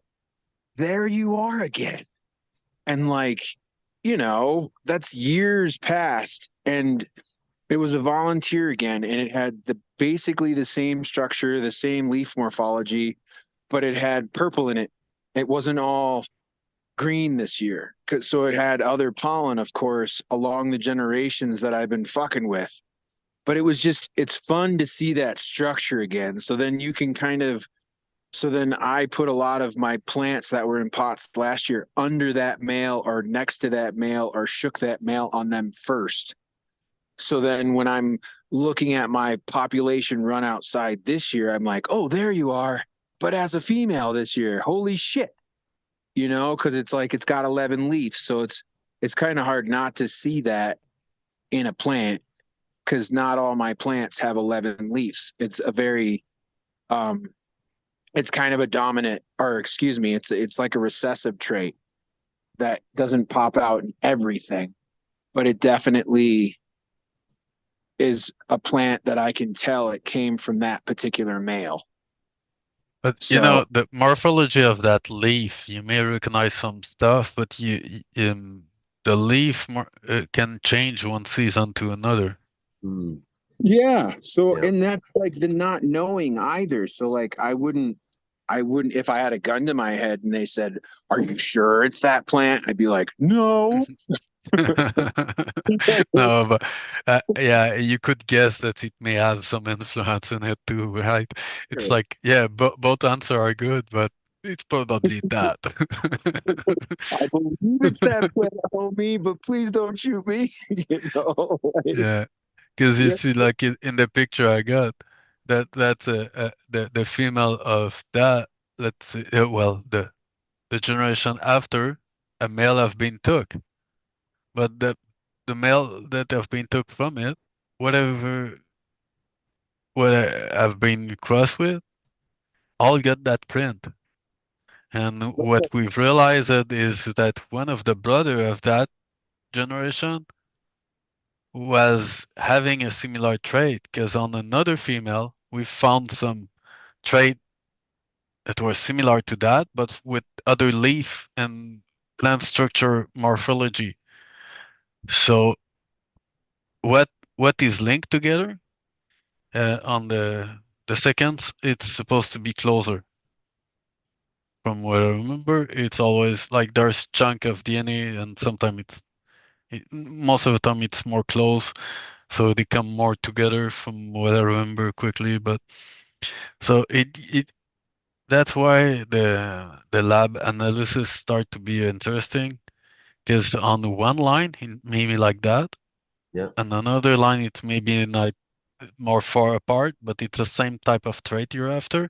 So if you do an hybrid, you shuffle that again, maybe you're not sure. So it's to be sure that is it still close when I've did an hybrid? Can I still have those leaf morphology with the other trait I wanted to, with influence of my other strain? So that's why I think the guiding breeding with those analysis is really important for developing quicker what you want from it and get rid of what you cannot put on the market also, because all those things is whatever, if you're making hemp for seeds or whatever, you need to have a outcome from it unless you're doing it in your backyard for the fun of it. So Yep. Yeah. Yeah, it, I think growing it for the heck of it is my intention, is to have fun in my garden and feel like I'm letting it do its thing and creating a populace that's going to become very strong and hardy in 60, 70 mile an hour winds, and be able to handle the weather. And then when I want to neck down the populace and actually start breeding for a line and for marketability, then that's a whole nother ball of wax. I've found interesting some type of breeding that I've seen. I think it was Boston Bob with his capulator, a cap strain. Is it capfish? Oh yeah, what, the one that he's just doing testing with now Yeah, with Peter? yeah, exactly. Yeah. I was looking at the ancestry of it and I was really confused. Okay, but when I was confused because I wasn't thinking exactly at what he was doing first when I've seen it. And I was like, why you got 8 strain to start with? Oh, he started with And more than then that. when I'm looking, most of them were crossed with the Blue Dot or the G13, something like that. So I started to understand at one point where he was going with it, but it's, when you have a particular plant that have been isolated and use it in a breeding cross with something else, then you all put that together. Even if it means super stabilized each of them, let's say, when you cross, you still have a shuffle there, and then you take the hybrid without stabilizing or whatever, and you cross it with the relative cousin because it got the same mother in the ancestry and stuff like that. So at one point you start to have some diversity, but also some dominants that are there, and a different type of how would it? I don't know how to explain it, but it's a bit like a half sibling breeding. Half So brilliant. every combination that are winner I still have from similar ancestry, but have maybe different uh, uh, introduction of gene from another breed. But you still select for a certain type of trait, a certain set of traits. So you will be able to get an outcross and still have expression of what you wanted from it, but everything that's out of your range of what you want to go with you get rid of it for the next generation. So you continue to do all sibling like that, and you still maintain a genetic. Fucking shit! I searched my word tonight, but you still have not too close of an inbreeding depression or inbreeding No link. bottleneck. Yeah, not as much. Yeah, yeah. So you can always get different subline from different assemblage of cross, outcross, but it always have some good winner as ancestry. So you can go like that for a really long time before you get into a bottleneck that won't be as good. But you can always again restart it with another cousin from it that is never been included in your breeding. So you have a certain trait from your similar ancestry, but also another contributor. So everyone that, let's say, talk about the Northern Light, the skunk. Well, we know that the Northern Light was more of a clone, and skunk was a lot used as a male to cross with everything else. Um, so we already know a bit where we're going with it, right? So everything that have been crossed with Northern Light and skunk, and you always select for that Northern Light skunk type in it, let's say the jackhammer got Northern Light and Skunk and Ace. Well, you can always select the more early phenotype. You're gonna get more Skunk or Northern Light expression from it. And you start with that and cross it with a Shiva Skunk, and then and, you go like that. So you can do that thing without having to all create those stuff if you're able to rely on the pedigree of the strain that you're gonna access and use in that strategy. So yeah, man, I just don't think that we should only focus on one good winner in that breed, and also consider what other type of expression in that breed that will be useful to bring with if we can. So selecting a good plant, a good female, whatever, it's really good, but you may have another variable of it that you want to use because it has some useful trait like resistance to bugs, or because when I was doing my research for my own breeding stuff, I've realized that I think it's on Malt Island, uh, Malt, they have a type of bees that is no longer anywhere else,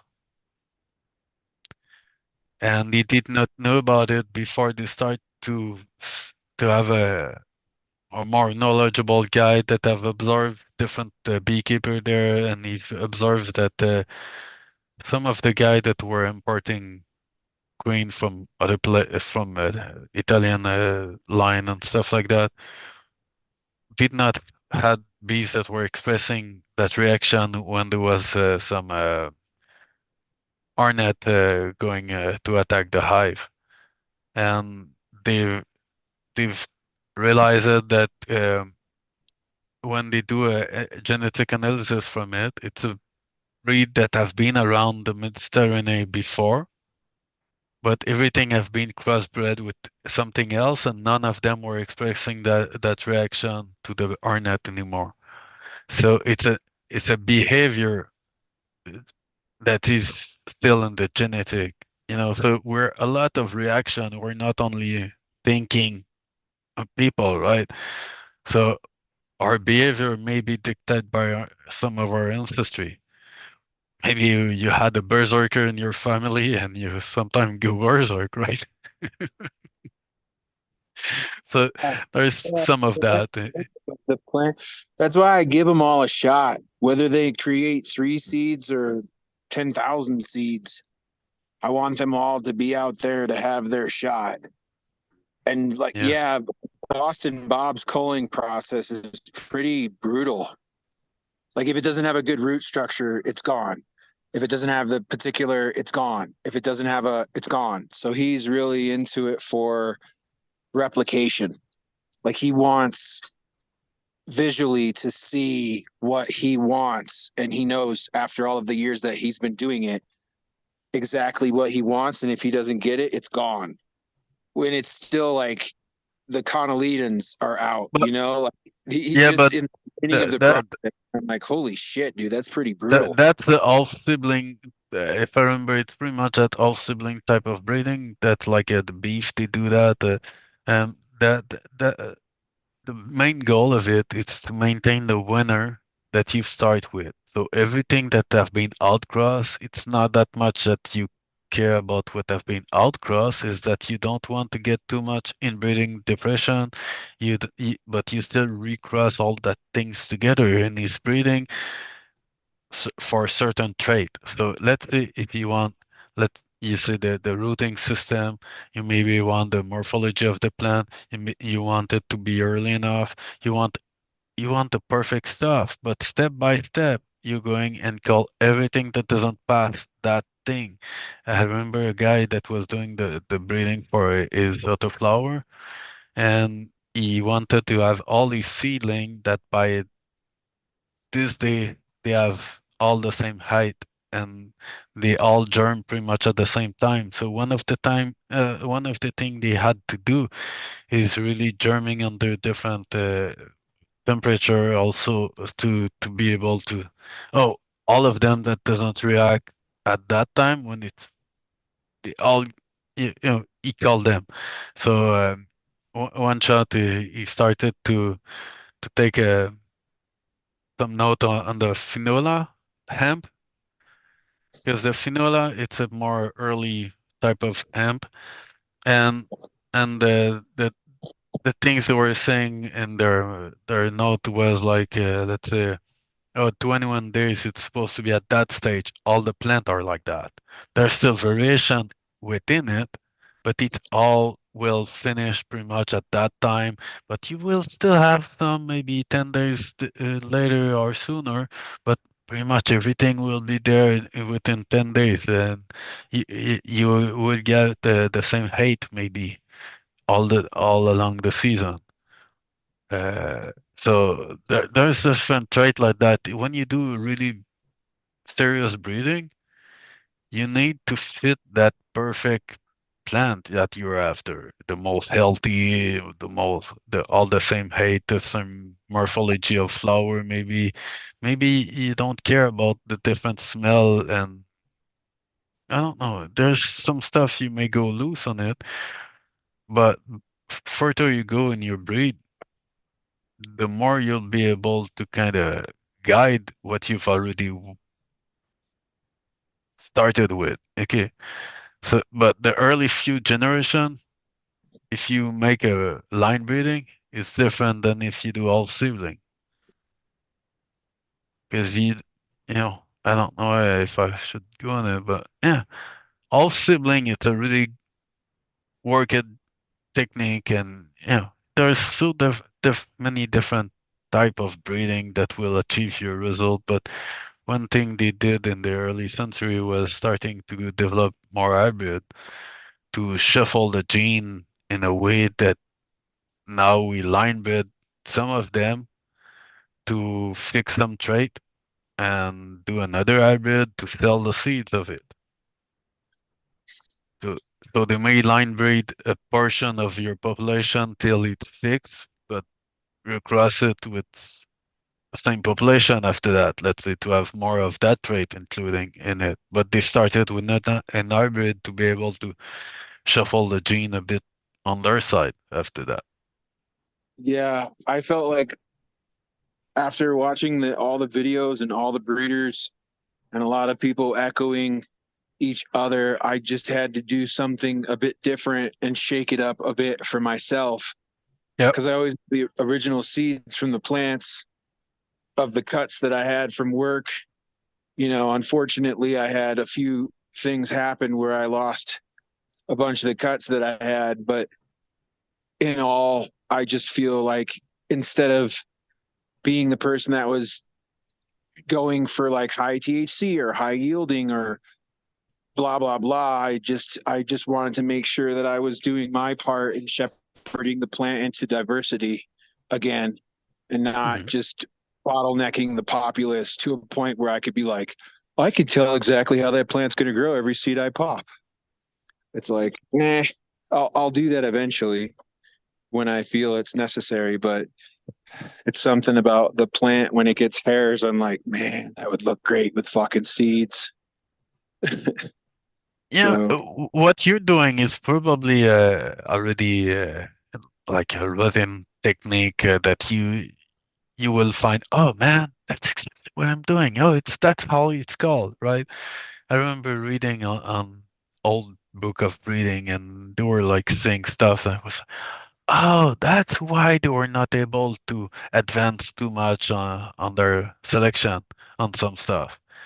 Oh, that's what they did to, to be able to, shuffle the gene, whatever. But everything can work.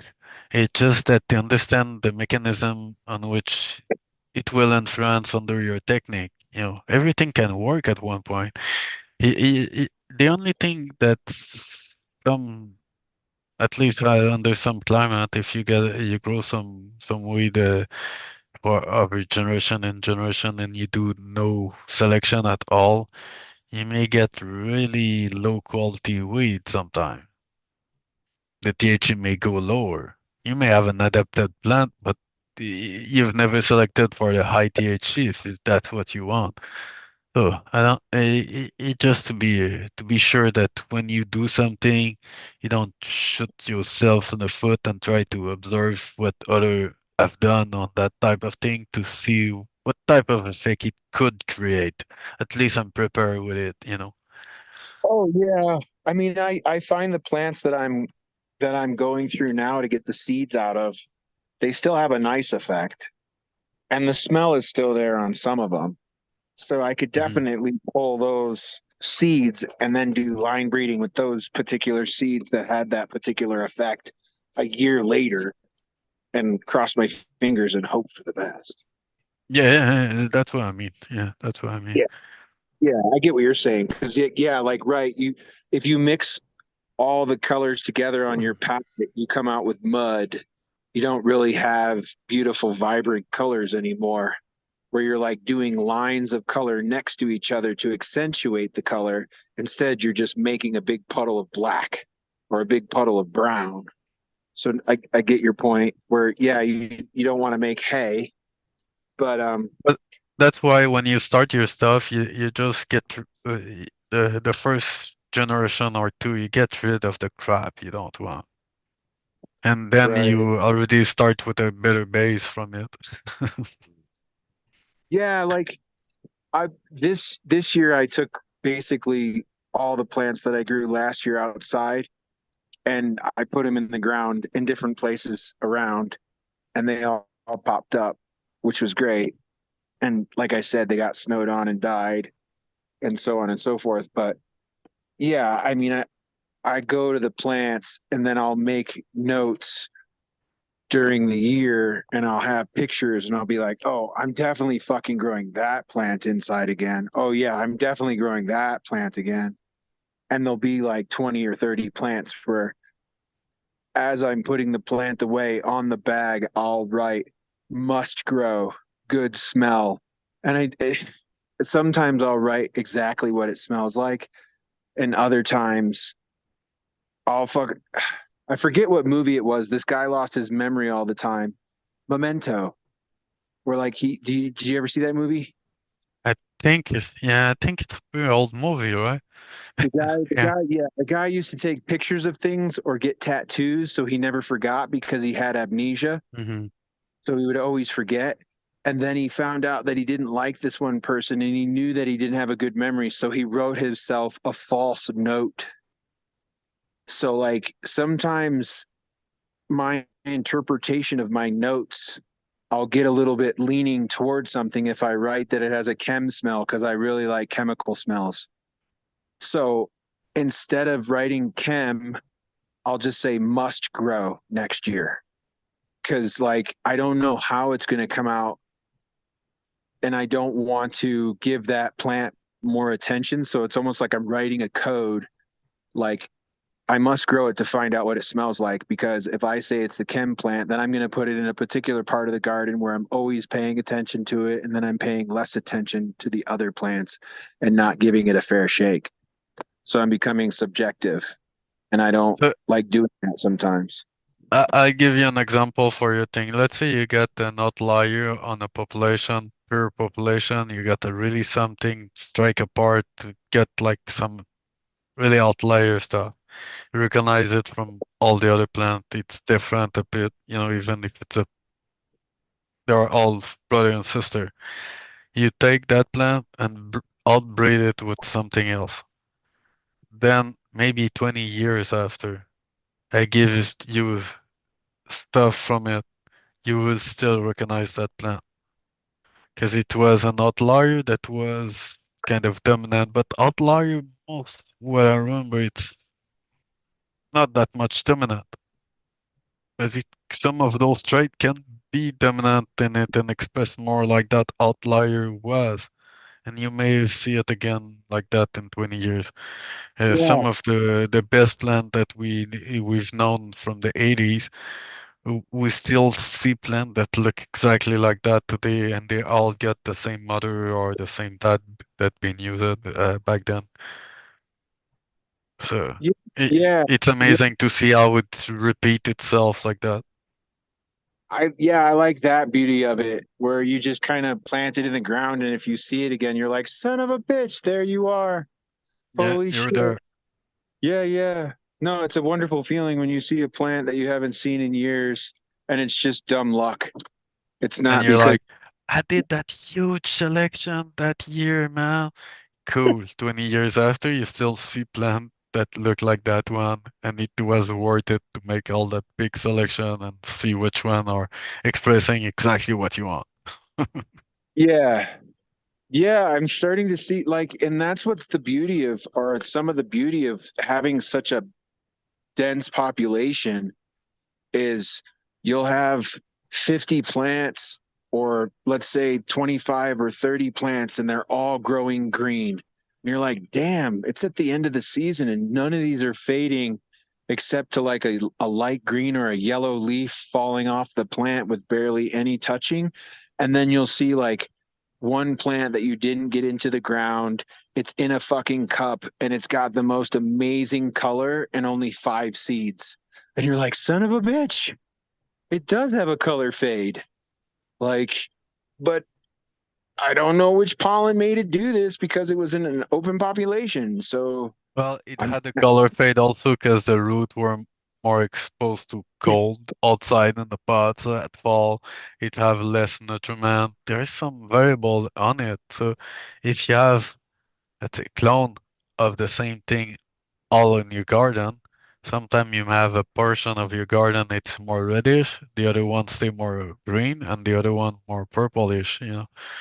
So so many variables. it could It's differ a fascinating. bit. It's good shit. I fucking love it all. Yeah, one thing I remember back then was some guy I knew had a different stuff from all seeds from British Columbia that he bring, and they all had a lot more color when they were fading, yellow, purple, and every shade of it. And he was like, "Oh, it's funny because I had some plant from over here, and they were more like going like a light green and some yellow in it, but." At one point, he had, I think it was a northern light that everything was all the big leaf turned yellow, and then they turn it kind of purple, and the bud itself was kind of silver. It was looking really silver, and he was like, "Man, it blend well into the wood. I really like it better than having all purple bud in my plant that everything is going like reddish yellow and brown and there's those huge purple flower with those green leaf on it." He was like, "Dude, I hate that." Even if the leaf are turning all color, he was like, "Dude, that's the only thing that have those big huge purple flower. It just strike in the field." So yeah, back then with the guerrilla stuff, people were trying to have things that blend in their forests, and depending where you live, maybe like where I've seen the picture of man, the plant really strike from the vegetation around, but at the same time, I've seen one of the picture that you get all the garden view on it. I was like, well, it looked pretty natural with the male beside and all the grass and stuff like that. It looked more like a natural patch of grass or bushy trees, whatever, a hemp that escaped hemp that grew there. At the same time, I think it's hardcore. One guy that go on Eagle Show, where he is, there's some hemp that grew naturally everywhere. Uh, and the plant of hemp he had interbreed with this stuff. Some of them were more early and flexible and more tolerant, but not all of them were getting you high. True. So his hybrid with hemp, he was like, "Yeah, I'm quite easy. It's quite easy to grow those plants, but if you want to get really high, you better go plant by plant and test it and then save seeds of that one and hope for the best. But there's hemp all around. Yeah, and that I caught myself this year. I almost fucking cast it, like broadcast it, handfuls of hemp from my buddy because he had a bunch of CBD lines that he was running. It's miles from weeds to taste good. And I got some of his wolf crosses and his CBD stuff. And like one day I had all the seeds in my hand in the bag and I was walking outside and then I'm like, what the fuck am I doing? Like, no. Like if I'm gonna Read plant it aside. yeah, I'm like if I'm gonna plant these fucking hemp seeds, I'm planting them in a pot, and if they're males, they're getting cold. Like I can have female hemp out there for one, but I'm not that's like shooting myself in the foot. It's just like putting no effect plants out there and just letting them throw their pollen willy-nilly and just like totally fucking up my work for the last 5 years just because I had a wild hair. Man, Like, you know, the most important lesson I had when I started to play with that thing is an old guy that told me, I went there in those different countries, and I can tell you that I would not smoke the flower of most of the plant in a field. Most of them. So some landrace that we think it's amazing, there's different chemovore in it. So it doesn't mean that all the plant is something you want to smoke. Some of them, when they say it's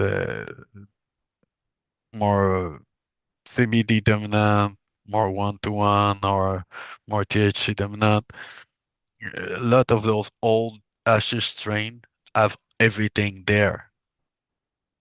And it's all the plant that survive and every collection of I went to see my cousin and 2 village away and he brings some seeds.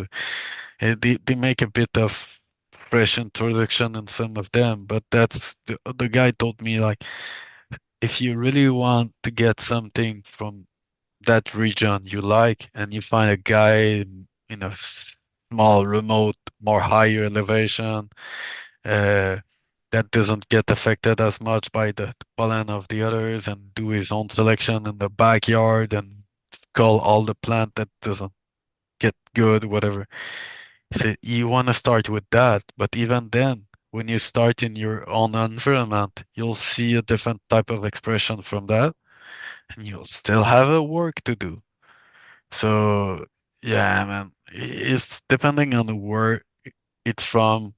If the original population is small or big, and yeah, you need to jungle a bit with that kind of thing. So when he told us about the North Indian was like, he said, dude, there was thousands and thousands of male all around. Even if you pick seeds from that female, don't think you get something similar unless you really did some selection breeding for 3, 4, 5 years maybe, and then you're gonna start to lean somewhere. yeah. I mean, and I know that the more that I do this, the harder the selection process is going to be.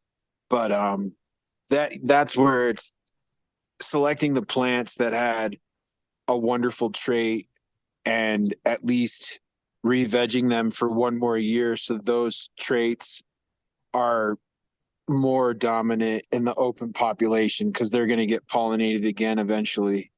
I just haven't So gotten. everything you started with, you could already make a note of what it really have all in common. It's maybe all high THC. It's maybe, more terpene production on that type of thing. So you're like, okay, I got high THC, high terpene.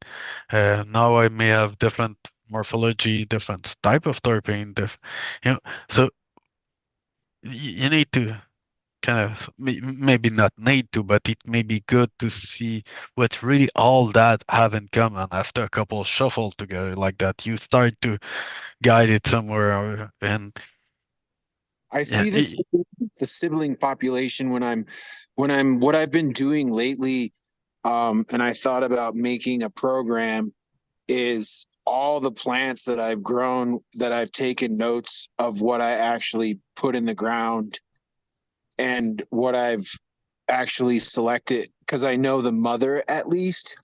I've been looking at the lineage of those mothers and seeing similarities of particular plants. And it was almost like fate, where certain plants have lemon tree, or certain plants have Durban or Afghani or other things of that nature.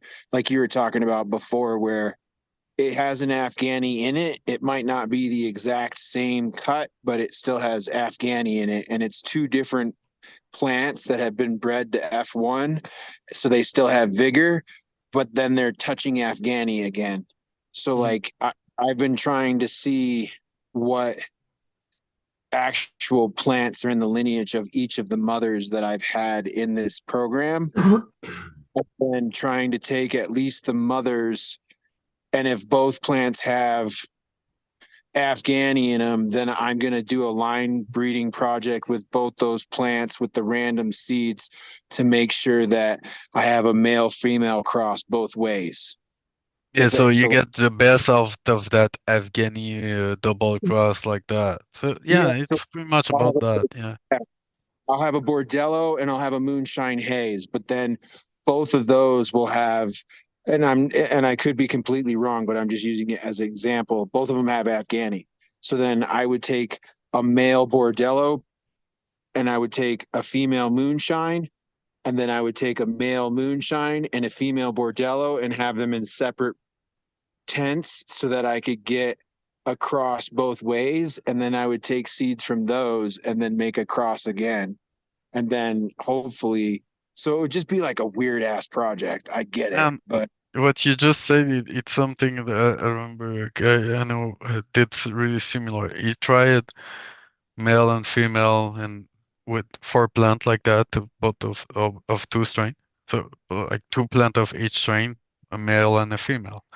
And he did the cross like that, and he made me smoke the different version.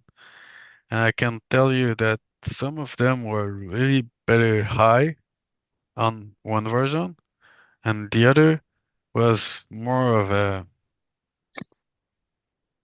more sedative type of high, if I can say. It wasn't as much high, it was more sedative.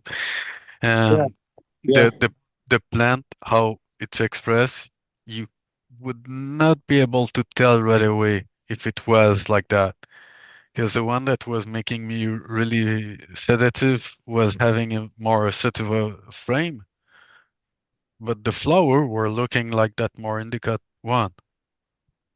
But the other version wasn't like that at all. It was changing in the morphology of the plant, and the effect was changing. So one thing I remember reading on the breeding of blueberry, one version was more leafy than the other version when he was line breeding, depending on those type. But in the F1, everything was looking a bit more like a variation, but not as leafy, whatever. But then he started to line bred one version. Oh, it's really more leafy in general. It's really more like so. If I remember, it's a male of his sativa on Afghani female was giving a better result, I think, than the opposite or something like that. So sometimes you want to get those type of thing. You just can F2 and see where it have the short sativa plant with the indica effect. You may yeah, find it in the F2 and being lucky to line breed it after that. yeah. That's it. I mean, like, and it's totally, on the in the eyes of the beholder as well. Because Yep. have you? I mean, do you find the leaf morphology sort of speaks to the high that the plant is going to give, or with the type of breeding that's been done lately, you really it's more of a subjective thing, person to person. Like if it has a If you narrow, go with structure of the plant and leaf, if both of them can coincide, I think it's a better kind of, you can maybe trust it a bit more. It's how it link with other stuff that you can rely to always present together. That's where it will be more useful. But I would not rely only on that, but what I can assure you is that some of the line, let's say, of landrace that you cross with any fucking polyhybrid you can find, you can always see an influence that say, oh, it look a bit like that leaf or that type of morphology on the plant. But what else is bringing with it, it may be really variable. It's not only a good line guideline. It can be useful with what it's linked to. Otherwise, by itself, it to me it's just a funny trait. I mean, the freak show is more dominant recessive, but they have some variation of on that trait also, right? So they had to be a bit more okay. We get mutation. Let's be loose on that and then line breed it and select different line that have maybe some different expression, but not removing everything from it. So I don't know. There's different strategy for that, but what I found interesting for the freak show is that when you realize what is in that genetic, you got the banana Kush, you got the Holy Grail, if I remember, you got the Pineapple Express. Yeah. Yeah, they just had a show. The Adam Dunn show had the sun on. It Hmm. was last Friday, I think. But the son of the person that grew Freak Show explained the lineage story once again. But yeah, I believe what cultivars you said were correct. So whatever you started with, you always have one goal in mind. What's the fucked up thing I can find in it that is useful to breed, maybe? Or maybe you just want a commercial line and go quick for it. But man, I think that isolate those weirdo, make some line from it. It's a different passion. Uh, it's nothing to do with selecting the best of your line and this and that. You know, when I was looking at some breed of new seeds, I've asked a guy like, don't you want to make line breed of some stuff that you always go back to it?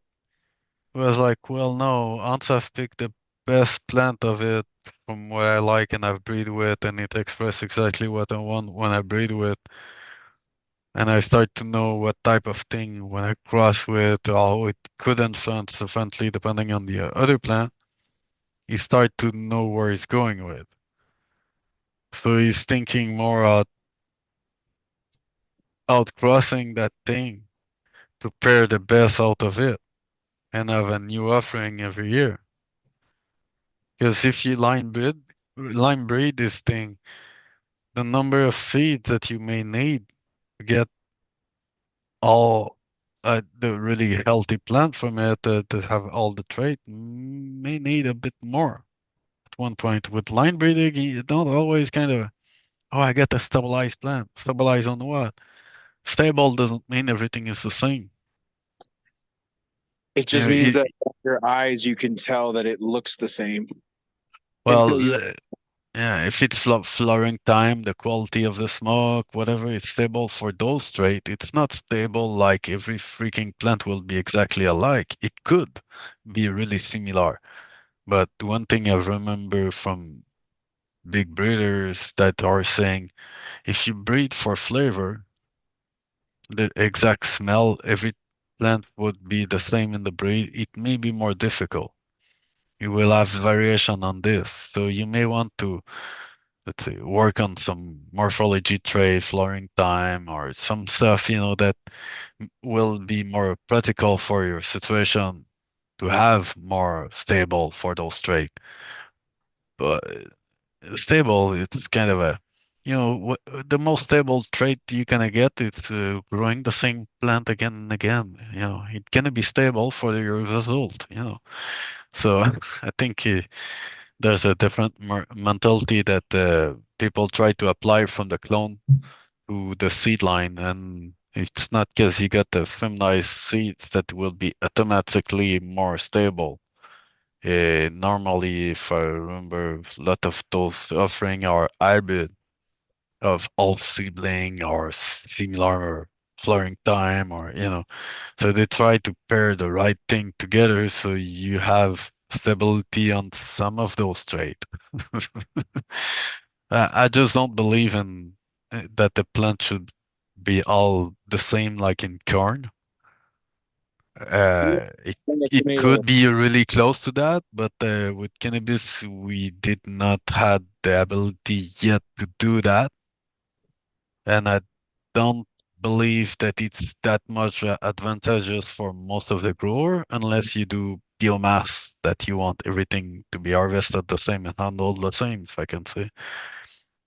Yeah, until you're getting it into the industry of growing fields of it, Yeah, yeah. it definitely, like James Loud is working on autos for outdoor where he's selling seeds by the pound, not by individual.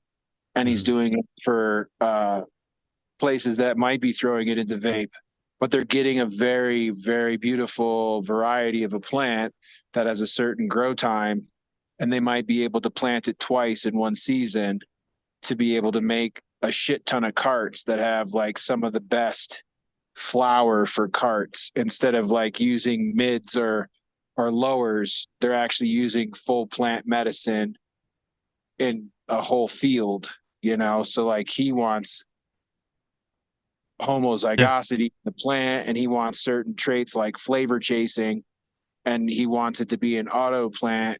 So he's doing a lot of testing, but he's using a lot of genetic markers as well. So he's using a lot of scientific methodology that a lot of us cannot use.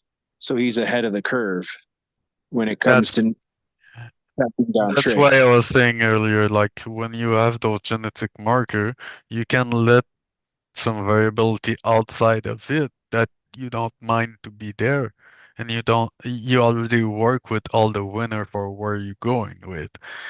Um, that's really a different strategy. But for me, the autoflower biomass stuff as a smoker, I see it as eating a burger from McDonald's. I expect that it's gonna be pretty much similar everywhere. Got the same kind of Same one beef word. taste, that strange Yeah. sector to me, but whatever. If you like it, you like it. I just don't like the texture of that meat. Whatever. But when I'm thinking at that, I was talking with a guy the other day, like, "Oh, dude, why you like McDonald's?" He's like, "Dude, I can go everywhere in America. It's pretty similar."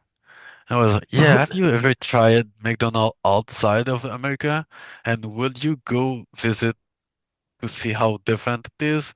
He was like, Yeah. well, I don't know, man, because it gonna be different in some place. Yeah, maybe I'll go there if I want to. But he really wanted, like, for him, the burger that he used to get in America of McDonald's, that's what he expect every time you go in a McDonald's. You don't want to go in a small burger place if you want something that tastes like the last McDonald's had, right? If you go in a small place like that, you may have that fancy burger or whatever, but it won't be that factory McDonald's. So there's some people that they want to get what they had the last time. They want that pineapple flavor or that cherry, whatever. They don't care of your breeding, your selection outdoor or whatever, man. They don't give a damn about who's Neville or Sam Skunk Man or James Loud. Those people are just, oh, it's 30% THC. It tastes like pineapple. I want it. Yeah, no, we have locals here, dude. We live in a ski town, right? Well, I'm in Montrose, so I'm an hour and a half away. But regardless, when you live in a ski town, you have those friends that always have that liquor on their breath. They're always drinking peppermint schnapps, the cheapest peppermint schnapps. And then when they walk home, they have a 30 rack of Coors Light or Coors Original, and they're not going for flavor as much as they're going for effect. And they don't want the stronger beer because then they're just drinking more of it because their ritual is to drink beer all night. So they're at least walking out of the door with an 18 pack of watered down beer that takes 6 or 7 beers to get the effect of 1 or 2 really good, delicious beers. Like I would, if I drank, I would go into the liquor store and I would buy a $12 6-pack.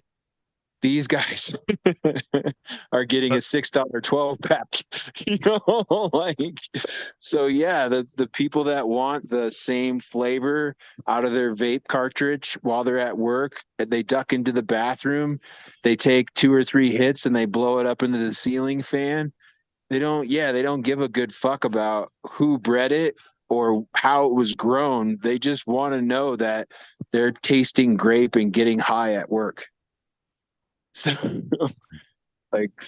yeah, True you have, that. you have to pick your fan base. So I'm going for I'm growing for myself and myself only.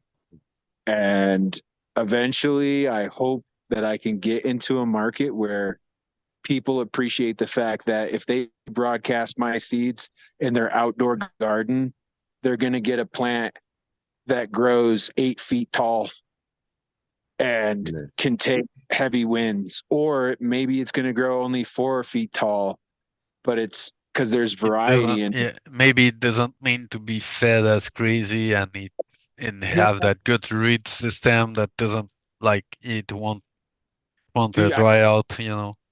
I have a coworker here, and she raises cattle. Well, her husband has the company, and I gave her seeds last season, and my seeds, and her daughter worked for the industry, so she got clones, and she didn't realize how well my plants grew. And then they didn't cull a male, so one of the plants got seeded up. Well, some of those seeds dropped into the ground, and this year she's got 12-foot plants, and her husband won't let her touch it. And he has another friend that came over and looked at the plants. He's like, just let them grow. Don't fucking touch them. Those are awesome. So now she's like, here, check out some photos. And I'm like, holy shit. Like, fuck, those are tall. And wow, those are big. And she's like, I know last year one of them split because we tried to top it. This year, my husband won't even let me go near them. And so, I mean, just to see that, dude, it actually brought tears to my eyes of joy. Cause like I had an individual that grew my stuff 2 years in a row, and her husband was happy, her daughter was happy, and she's happy. And like her daughter's coming out in a week, and they're going to see which ones they can harvest and hang dry. And she gave me some flour last season, and she's going to give me some flour this season. But like that brings the joy to my heart more than anything else. Like that's where I find the joy of the plant. So that's where my head is at this year anyways. So I guess we'll see what next season brings.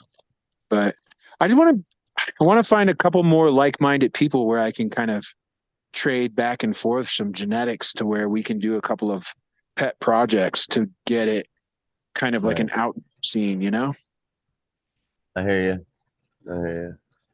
Yeah. Yeah, I there's other people that do that type of thing, I'm pretty sure. But one thing that is for sure is that the breed that you're having is adapted for your environment, and if it had enough heart beating, it could even adapt to other environment because you already have different genetic in it. So the stuff you give to her, maybe if you had a set of seeds from another plant just beside, you would have a 6-foot plant instead of 12.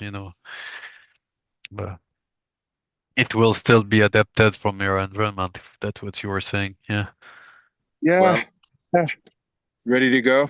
I think it's time, boys. I'm getting Yeah, tired. it's late. Sorry. Yeah. My phone's got 10%. Now is a perfect time. All right. Well, you guys all take it easy.